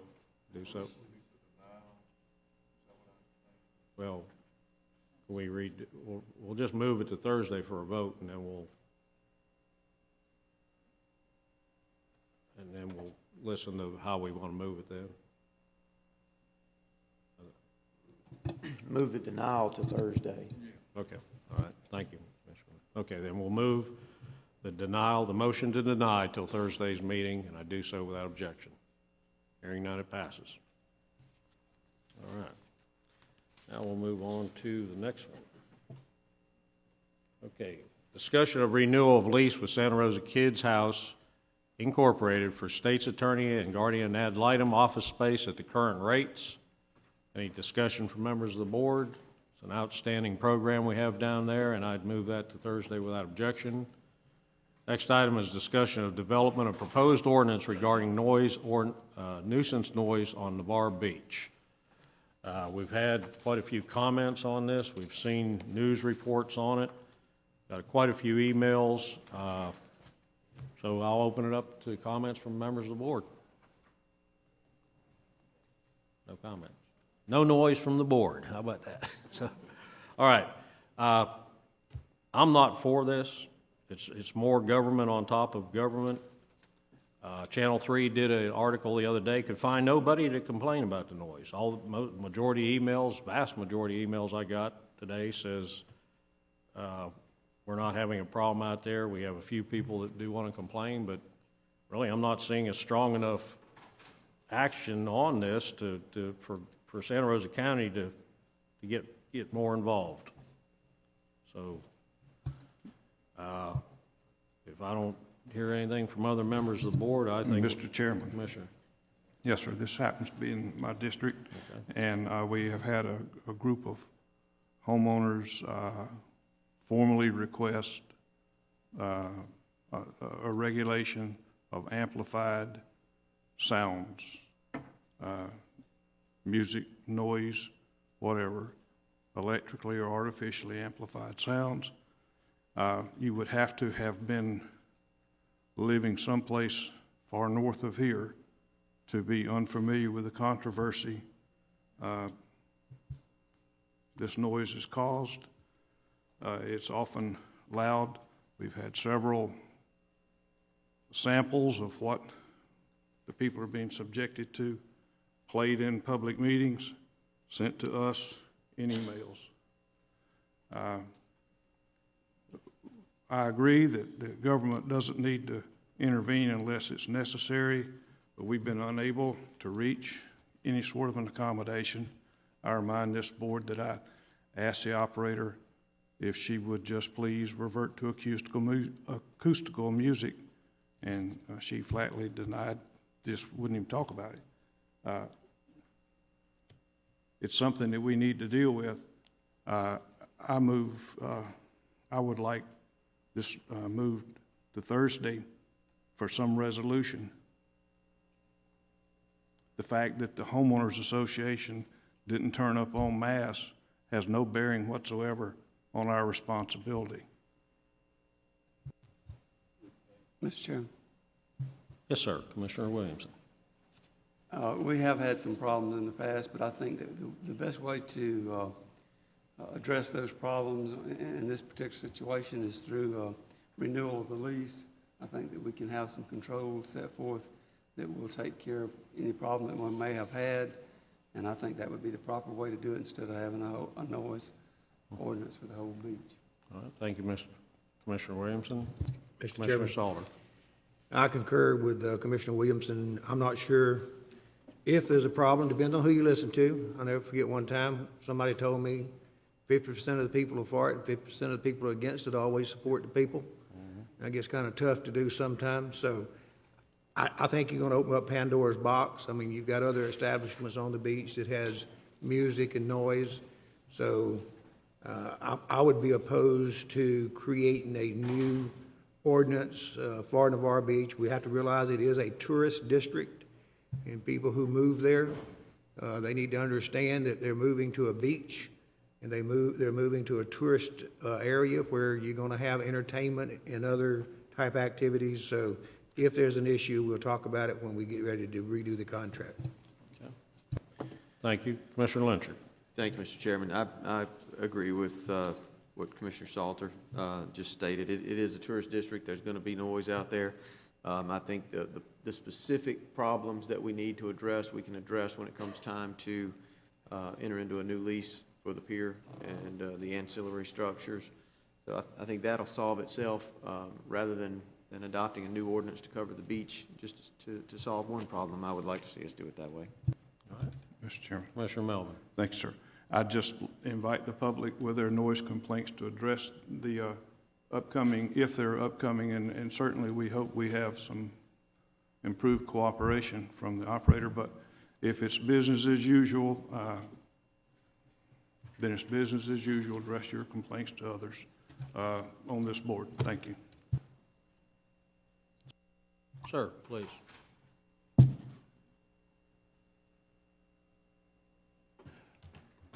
Morning, Commissioners. I'm Eddie Baker. Sir, I'm sorry if I interrupted you. We need your name and address for our record. I'm Eddie Baker. I live at 2120 Kaladi Katslar in Navarre. I read an article on this proposal to make a ordinance or promulgate laws for noise on Navarre Beach. And in particular, in that particular item, and you can correct me if I'm wrong, it specifically stated there will be no amplified music on Navarre Beach. I think that's a little extreme. If you're going to make an ordinance or law of this nature, you're going to have kids coming to the beach with radios and things of that nature, not only from the pier, but just down on the beach. As you all know, we have kids coming out there, spring break, whatever. I go out there sometimes I play my radio out there. It's not very loud because I'm older, so I don't have the noise that the kids have. But I think if you're going to go down this route, there are a couple of suggestions I would make. One, if you're going to have a noise ordinance, that it would be limited only to quiet hours, i.e., you can only have music from 9 in the morning till 9 at night or 10 at night. Because sometimes, you know, the daylight hours a little bit earlier. Secondly, if there's a particular deal, you can put up the decibel, so you can measure the decibel from wherever that music is coming from, if it's from the pier in particular, which this ordinance, I think, is aimed at. If it's coming from there in particular, why don't you put up a decibel deal by the pier and say the decibel level can only be this high during these time frames. And that way, I think it would solve the problem of everybody because it is a tourist area. And I know most people are going to go out there, whether you're fishing or whatever. Kids are going to be there. They're going to play their radios. People are going to be on surfboards right by the pier. And a lot of times those surfboard people they're having fun and they're a lot louder than the music. So, because I go out there basically every day. I go down and walk there every day. And a lot of times I do stop by the pier. I particularly haven't noticed a problem. Now, I know my hearing is not what it used to be, but I haven't noticed a problem with music being excessively loud, particularly during the daylight hours. So if you're going to promulgate a noise ordinance for Navarre Beach, I would hope you would take in consideration, it is a tourist area, like most of you have stated. If you're gonna do that, have quiet hours. Have it 9 o'clock, maybe in the morning till 9 in the evening. From then on, everything will be no noise. But I hope you would take that into consideration. Thank you for your time. Thank you, appreciate it very much. At this time, I'd like to read in a comment from Ms. Jones. It's a public record, so I want it on today's meeting.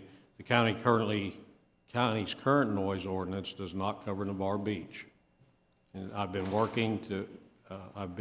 asked to look at our options. If the board is inclined towards adoption of such an ordinance, it will need to be based on reasonableness as opposed to a particular decimal level. In practicality, these are difficult to measure, or a plainly audible standard which current Supreme Court case law disfavors. I expect that the board will want to consider that some of the noise on the beach can be handled by contractual restrictions, i.e. the pier. Those contractual restrictions, though, will not affect Juana's, would not affect any of the other places that currently lease property on our beach. So it's kind of one-sided at this point because the only contractual agreement that's on the table at this time is pier management. I've only ever had cooperation from Dorothy and her staff out there when I've asked for it. I've been out there unbeknownst to her. My wife and I have both been out there, incognito if you would have it, and don't have a problem with it. Dorothy was asked to turn down the music after a certain hour and go to more acoustical music. I've seen that being done. If I had my ruthers, this contract would take into consideration that we wouldn't be wasting time and taxpayers' money going out on an RFP for a new person to run our pier. But what we'd do is sit down with Dorothy and pier management, with our attorney, with our staff's directions, and adjust the electrical that's been a concern. And we knew we'd have growing pains when we first opened this up. She did a bang-up job of just jumping in here and getting our pier open in the middle of summertime and getting things going for us. That we'd sit down with her, get an understanding of where we need to be on the electrical portion, and also some guidelines for music after certain times. And we'd renew that contract. I'd renew it in a heartbeat for about 20 years and tell her to go to work and make Santa Rosa County about $300,000, $400,000 a year out of her hard work and the citizens' hard work of building up here. Thank God, FEMA took that over and we built it. We got a great pier out there that's attracting people from all over the world and catching fish from all over the place. So that would be my feelings. I'm strongly opposed to any more ordinances. Any other comments or questions? Yeah, I don't see why this would be back on the agenda for Thursday at all. All right, hearing none, then it will not be on Thursday's agenda. Thank you. We'll move on now. We're moving at breakneck speed here this morning. So.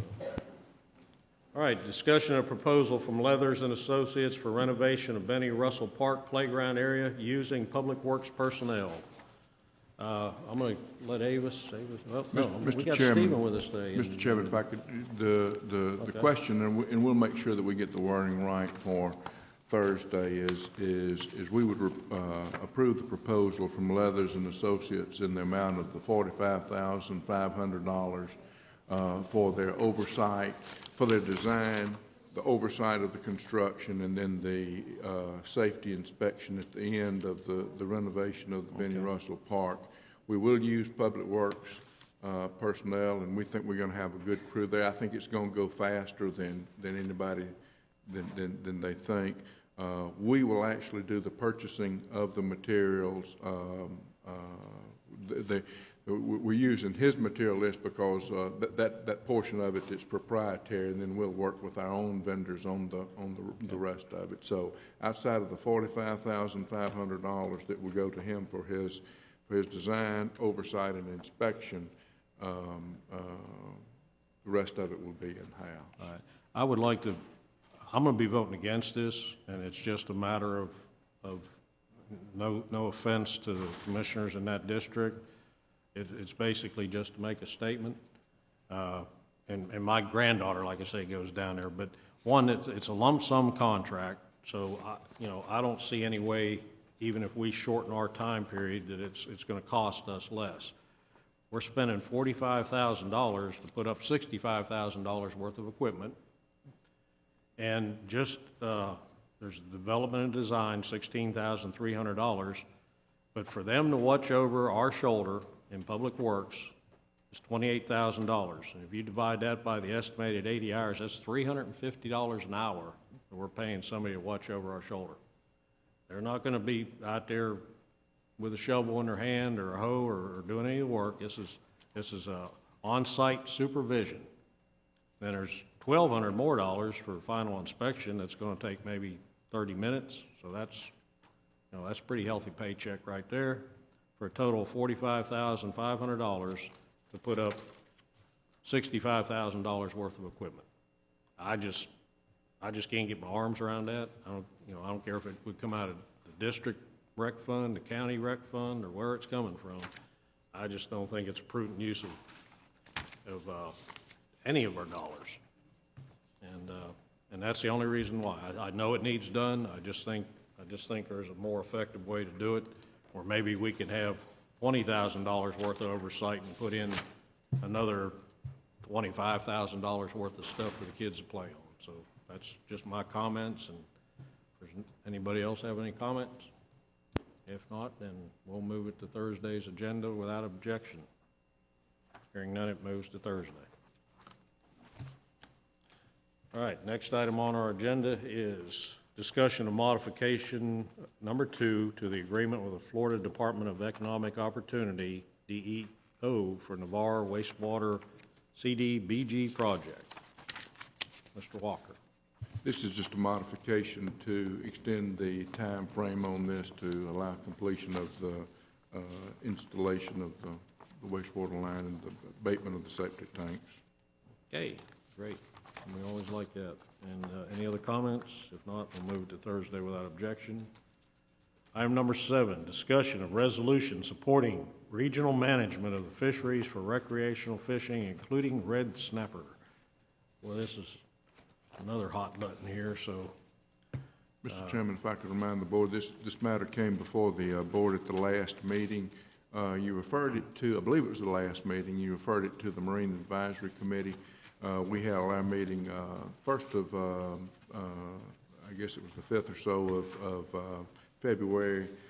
This is the resolution that they recommended. They kind of took the Escambia County model, if you will, and I still need to do, there's some work needs to be done on A through F, but essentially that what they felt like that the fishery should be, the entire fishery should be managed and not just the red snapper, and sure, how that would impact that area. They specifically looked, if you remember, I'm sure Mr. Lyncher could speak to it, they had looked at the issue of the whether to comply or non-comply or whatever the term is with the federal legislation, because they regulate the fishery. This was the tack that they thought was the most. Well, thank you. Thank the Marine Advisory members for their quick turnaround on this. Any comments from members of the board? Mr. Chairman. Commissioner Lyncher. Thank you, Mr. Chairman. I like the direction that the Marine Advisory Committee went in. I spoke at length with Jeff Marker, my representative on the board, and he and I kind of both agreed this is just a starting point. And the first starting point, we probably won't accomplish anything, obviously, by sending one resolution to the state FWC. What I would like to see long-term, and something that came up last summer, early fall, when we had a meeting of the 4 Gulf states involved in Restore, was a possible coalition of Gulf states, all 5 at this point, from Texas, Louisiana, Mississippi, Alabama, and Florida, dealing with fisheries management issues, because each state has their own special set of circumstances, and you have states like Texas that has gone non-compliant. Louisiana, they either are non-compliant or considering opting out of the federal program. So I think the only way we will ever accomplish anything with regard to having legitimate and meaningful input on management of our Gulf fishery is if all of the 5 states that border the Gulf band together. And I would like to see that addressed at a future meeting of the 23 County Coalition. And from that, let's branch out. The 5 states, 4 in particular, worked together very well last year in getting the Restore Act passed. And when we had our meeting, summer, fall, this was kind of the next step.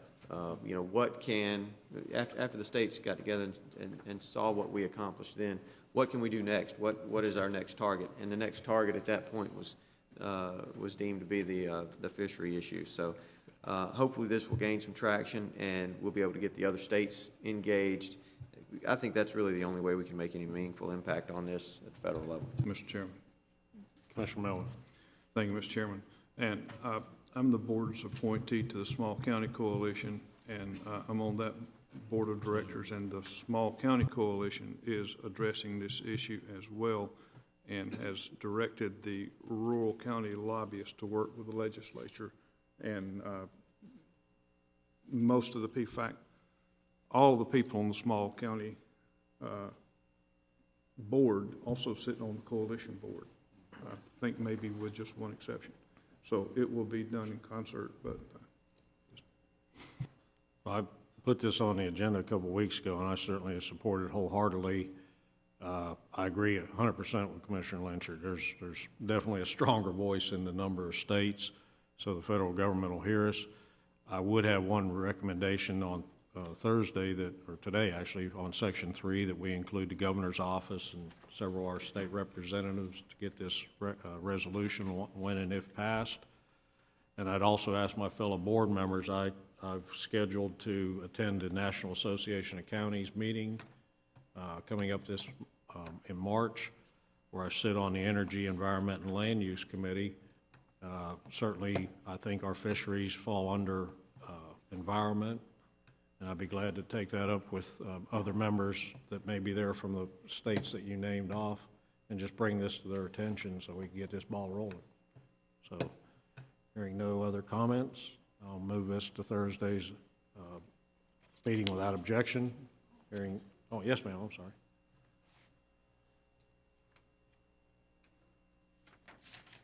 Sandra Cantu, 9577 Highway 90 East, Milton, Florida. The question I have is, I saw a report on the news about the federal government blowing up old wells and killing thousands of red snapper. And I know there was also a report about red snappers, being in danger and they were limiting their fishing. Does this apply to what this particular point is? Do we have a voice to tell the federal government, try some other way of destroying the old wells rather than blowing them up and destroying fish? You, of course, always have a voice to your federal government. That's our right as a citizen. But Commissioner Lynchard, comment on the rest, please. This does not in any way impact the destruction of those old wells. That's not related to this issue. Okay. This has come out of the fact that the federal regulations and state regulations regarding snapper fishing, and then also other species that anglers target, have gotten so burdensome and onerous over the last few years that some people are just giving up. They're choosing not to go fishing. Charter fishermen are suffering along the Gulf Coast because I'm not going to pay $300, $400, $500 to go out on a boat and catch 2 fish, right, or 1 fish, and that's the situation that anglers find themselves in. Last year you could catch 2 snapper, and we had a season that was 40 days long. It was extended because of bad weather, but all told, you got 50 days of fishing out of the year, and you could catch 2 fish per day. And then when one season closes, the other opens. Grouper will close certain times of the year. So it's getting to the point where a lot of people feel the government is trying to just get people to stop fishing, and it's working. Could we use this opportunity to explain or express our concern to the federal government about killing the fish? Please. I think that's an unrelated issue. I think that's something that we may want to take up in the future, but it's an unrelated issue to this. Thank you. Ms. Cantu, it's gotten so bad that the dolphin out there recognize when you're fishing, you're going to throw that snapper back in, so the snapper aren't saved. They're just gobbled up by the dolphin instead of you and I. So all right, thank you. All right, item number 8 is discussion of suburban land lease with the Florida Bureau of Public Land Administration for Navarre Beach Pier through January 15, 2016. This is pretty much a standard renewal of this lease. Any comments or questions from members of the board? If not, we'll move. I'm not so sure that let us go back and look at this one specifically. I mean, this is a 5-year lease as opposed to the one that it would replace, which is a 30-year lease, 25-year lease. I just got 30 stuck in my mind. But I'm not so sure. We just need to look at this a little closer. So if this, we may come back to you with a recommendation Thursday not to proceed with this. Okay. But let us look at it just a little closer, because we always do that. And we'll discuss it on Thursday upon staff recommendation. Any other comments? Seeing none, and we'll pick it up again on Thursday. Item number 9, discussion of Pace High Band sponsored Patriot Dash on Saturday, May 11th, 2013, beginning at 9 a.m. on route proximate to Pace High School. Any comments, questions? If not, we'll take it up again Thursday without objection. Hearing none, it passes. Discussion of second annual Surf Warriors event on Navarre Beach, May 18th, 2013, benefiting the Wounded Warrior Project, sponsored by the Florida Surf Association. Any comments, questions? Seeing none, we'll move that again until Thursday. And, well, you can tell springtime's fixing to get here. All right, discussion of agreement on number 11, discussion of agreement with eCivis Grant Network in the amount of $3,750 for grant research monitoring and tracking reporting functions for a term of 1 year. We all are familiar with this and how much we garner from it through Ms. Harris, so I would move that to Thursday's meeting without objection. Hearing none, it passes. Item number 12 is discussion of proposed policy provisions to allow Pensacola Beach residents to receive library card at no charge. Your backup was in your books. We've all had a chance to read that. If there's any comments or questions, Commissioner Lyncher. Thank you, Mr. Chairman. Rather than just adopting the policy, I would recommend that we direct staff to approach the Escambia County Library System to see if there's some possibility of getting reciprocal privileges rather than just granting these without any request. Mr. Chairman. And I understand that's the problem we had, reason we pulled this back a couple of years ago. So, Commissioner Melvin. Yes, sir, and I'd ask Gwen Wilson to look at that, and then that's exactly what she's doing. I don't know what the outcome of that has been, but Well, in that regard, to my knowledge, there's no reciprocity right now as currently, and this would be done kind of unilaterally, if you will, if we would pursue this. Refresh my memory, did Escambia County decide they didn't want to have a reciprocity with us if we extended this?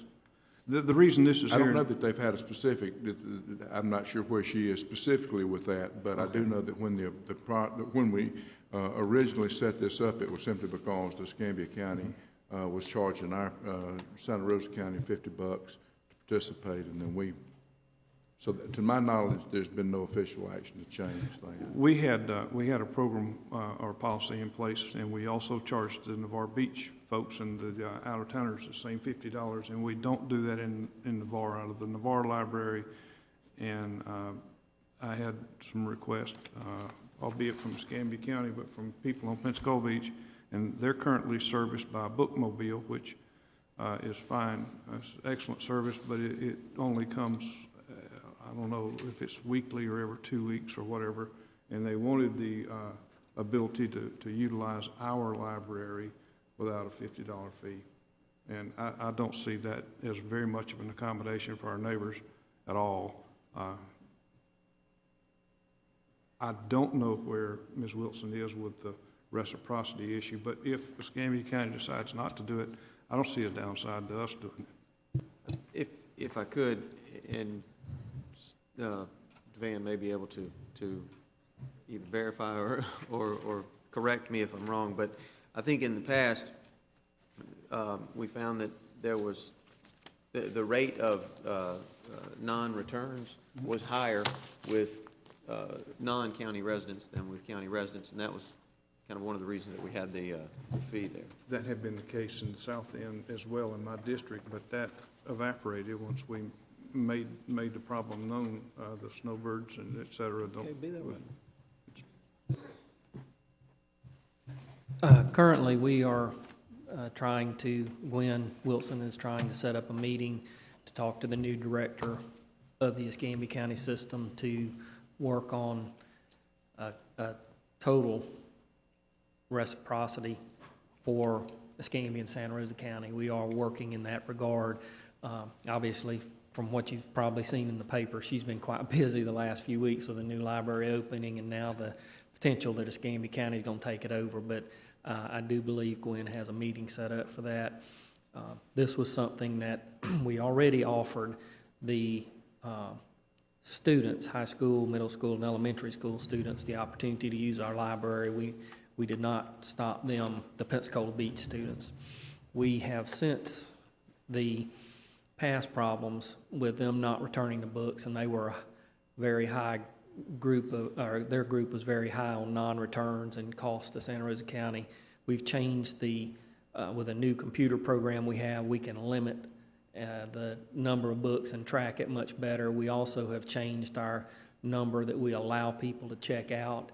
The people from Escambia County would not be able to check out the same number as those of our citizens. It would be less, and we would be tracking it closer, and if it becomes a problem, we would come back and ask that it be removed. But I've spoken with Gwen, and I think that, she's worked with the Gulf Breeze Library folks, and they are having a lot of requests to use the library. So this is something that we do feel like we can control better than we had in the past, because as you know, I stood before you and asked that we change it and not let them come because they had, but at that time you could check out a huge number of items, and we didn't have a good way to track what was being returned and what wasn't, and those things have changed since then. But we do have hopes that we're going to get the cooperation going between the two counties, but this is just a separate issue because of their location as it relates to Gulf Breeze.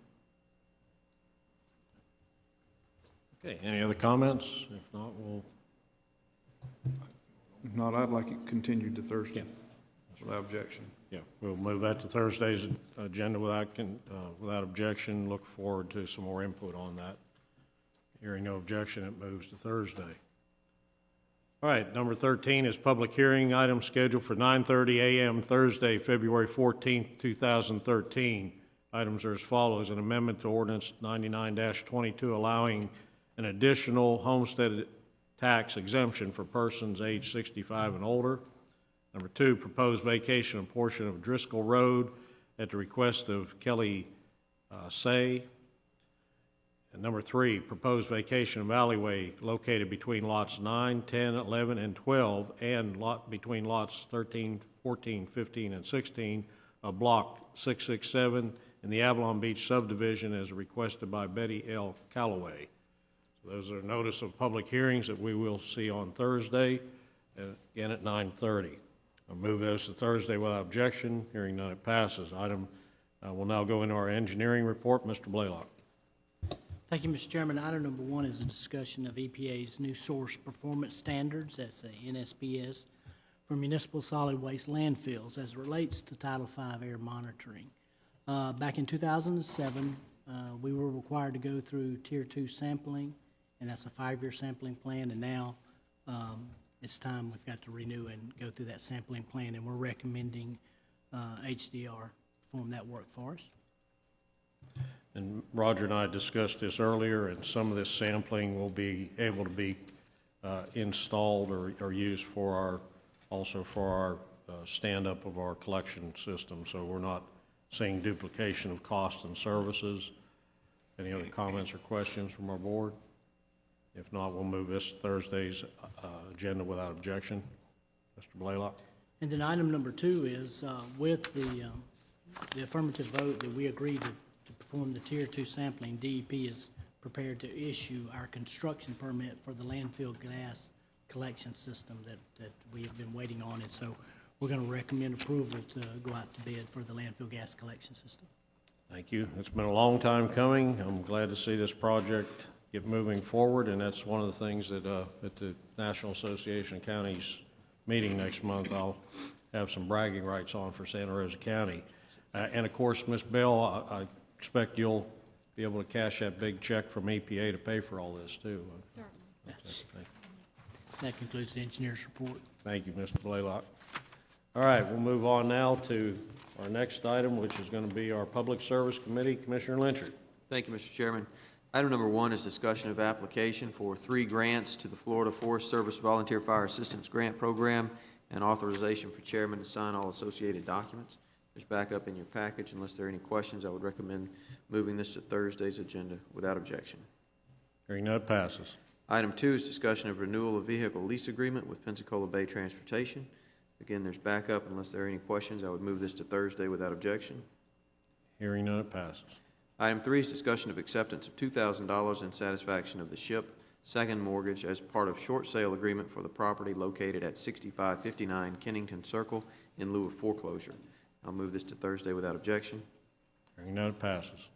Item 4, discussion of the SHIP second mortgage subordination request for the property located at 8950 Timber Lane in Navarre.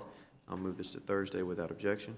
Hearing none, it passes. And item 5 is discussion of the SHIP second mortgage subordination request for the property located at 4361 Willow Street in Pace. And I'll move this to Thursday's agenda without objection. Hearing none, it passes. That concludes public services, Mr. Chairman. Thank you, Commissioner Lynchard. Next, we have Public Works. Commissioner Williamson.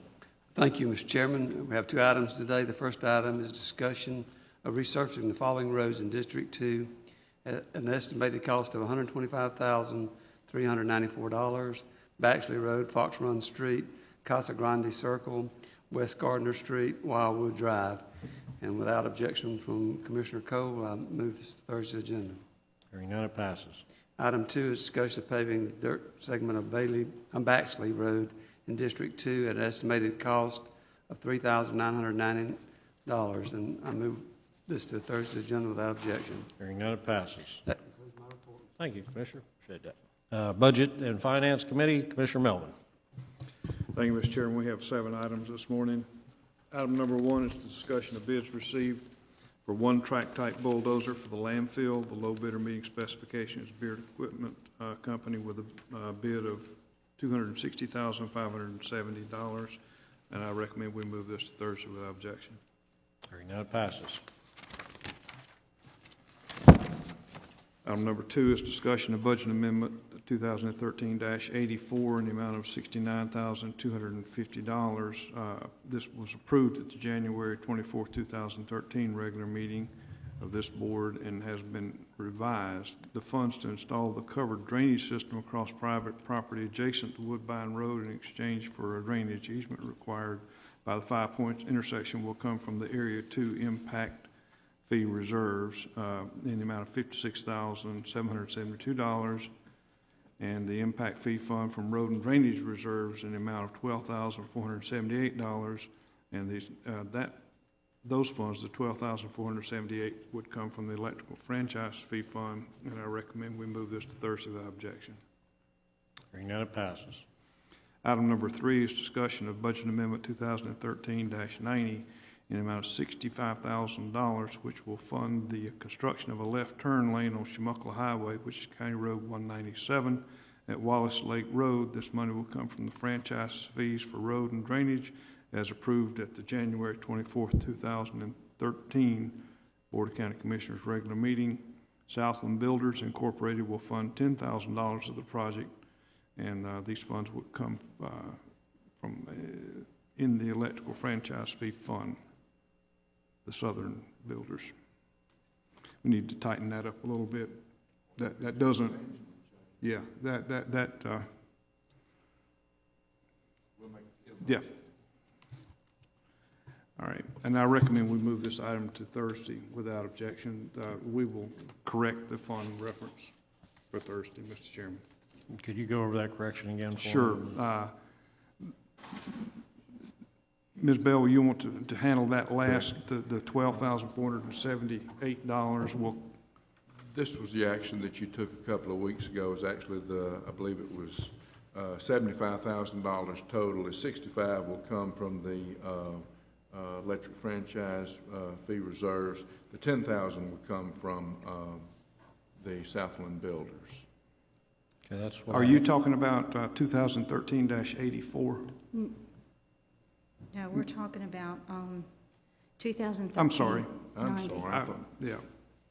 Yeah. Yeah, 2000, I may have mangled that one, Mr. Chairman. No, I think you're right. It does mention the electric franchise fee, and it shouldn't. It's coming directly from the builders. Yeah. The remaining builders are 65 making will. the builders are making a $12,478 contribution. Okay. Okay, that is a builder's contribution. Strike in the electrical franchise fee from that. All right, you have me confused.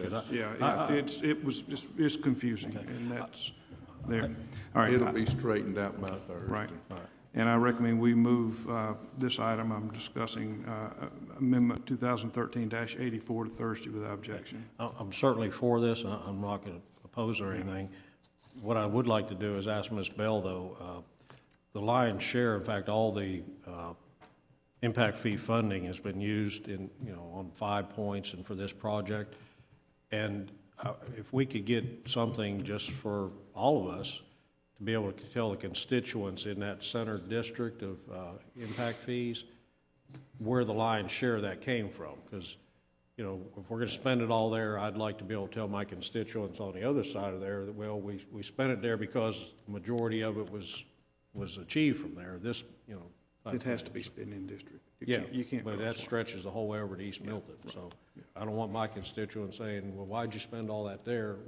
If I have the ability to tell them, well, we spent it there because this is how much was derived from construction there. So, and nothing, but anyway, we'll move that to Thursday. Thank you. Item number 3 is discussion of Budget Amendment 2013-90 in the amount of $65,000, which will fund the construction of a left turn lane on Chumuckla Highway, County Road 197 at Wallace Lake Road from franchise fee as approved in the January 2013 regular meeting. And Southland will pay those funds directly. And I think that moves us now. We move Amendment 2013-90 to Thursday without objection, Mr. Chairman. Hearing none, it passes. Item number 4 is discussion of Budget Amendment 2013-91 in the amount of $75,000 to fund the construction of a left turn lane on Chumuckla Highway, County Road 197 at Willard Norris Road. That will come from the franchise fee for road and drainage as approved January the 24th, 2013, BOCC Regular Commission. And strike in the electrical franchise fee fund again, please, on item 4. Is that correct, Ms. Bell? Strike that in the electrical franchise fee fund, please, from item number 4. And I move it as amended to Thursday without objection. Hearing none, it passes. Item number 5 is discussion of Budget Amendment 2013-92 in the amount of $392,800, which will recognize Horizon BP funds received and allocate those funds for expenditures yet to be approved in the Tourist Development Tax Fund. What that does is just it's an accounting exercise. We're recognizing the money, and then as projects come out of this, we will approve each project. I recommend we move this to Thursday without objection. Hearing none, it passes. Item number 6 is discussion of Budget Amendment 2013-93 in the amount of $66,920, which will recognize the 2012-2013 Recreational Trails Program Grant and match from the Tourist Development Council North End Committee reserves and authorize those funds for expenditure of trail construction and purchase of facilities within the Baghdad Mill Baghdad Mill Site Park in the District 2 Recreation Fund. I recommend we move that to Thursday without objection. Hearing none, it passes. Item number 6 is discuss, that was 6, I apologize. Item number 7 is to discuss county expenditures check register. I'm in the process of reviewing those now, Mr. Chairman. However, that does not complete my report. At the opening part of the meeting, you inadvertently skipped asking if there were additions to the agenda. So at this time, with your indulgence, I would like to add an item to the agenda. Yes, sir, please. Yes, sir. I would like to add for discussion the review and modification of the Land Development Code that we've been discussing. I'd like to put that on a definite timeline and give direction to staff to begin to take the necessary steps so that at a date certain, we have given them no guidance as to time. We've agreed to the fact that we all want to review it, but we haven't said when or where. I would like to move that to Thursday for discussion, and that would give us time to get input from the staff between now and Thursday. Okay. But I feel like we need to start this. If the old Chinese proverb of a trip of 1,000 miles begins with a single step, we need to start it so we can have it underway. Okay. I'd like to move that to Thursday without objection. Okay, just one comment. We heard from Ms. Cato that the entire Land Development Code would be kind of cumbersome to look at, and also, take away from their time and possibility of maybe having an outside party review this. We discussed then having each member of the board outline topics for review rather than just open a book at page 1. And that's what I want to discuss on Thursday and set a timeline for us to begin to do that. Good, okay. Well, then if everybody will have their wants ready for Thursday, then we'll discuss that. Hearing no objections, it moves. This time I'll open it to staff for any other comments. One quick thing is, I thought Commissioner Melvin was going to add on my budget amendment, but no, we will have one other budget amendment, which is we had received interest disbursement from, I guess, the Sadowski Fund, from the Housing Trust Fund that goes into our SHIP program. We'll allocate that according to the current funding. Okay, good. We'll have that on for Thursday. We're used to you. You always do that to us, so. I always hate it. All right, any other members of staff got comments? No? Anybody from the public? Any other comments from the public that we got left? No, sir. Okay. Thank you very much. We are adjourned.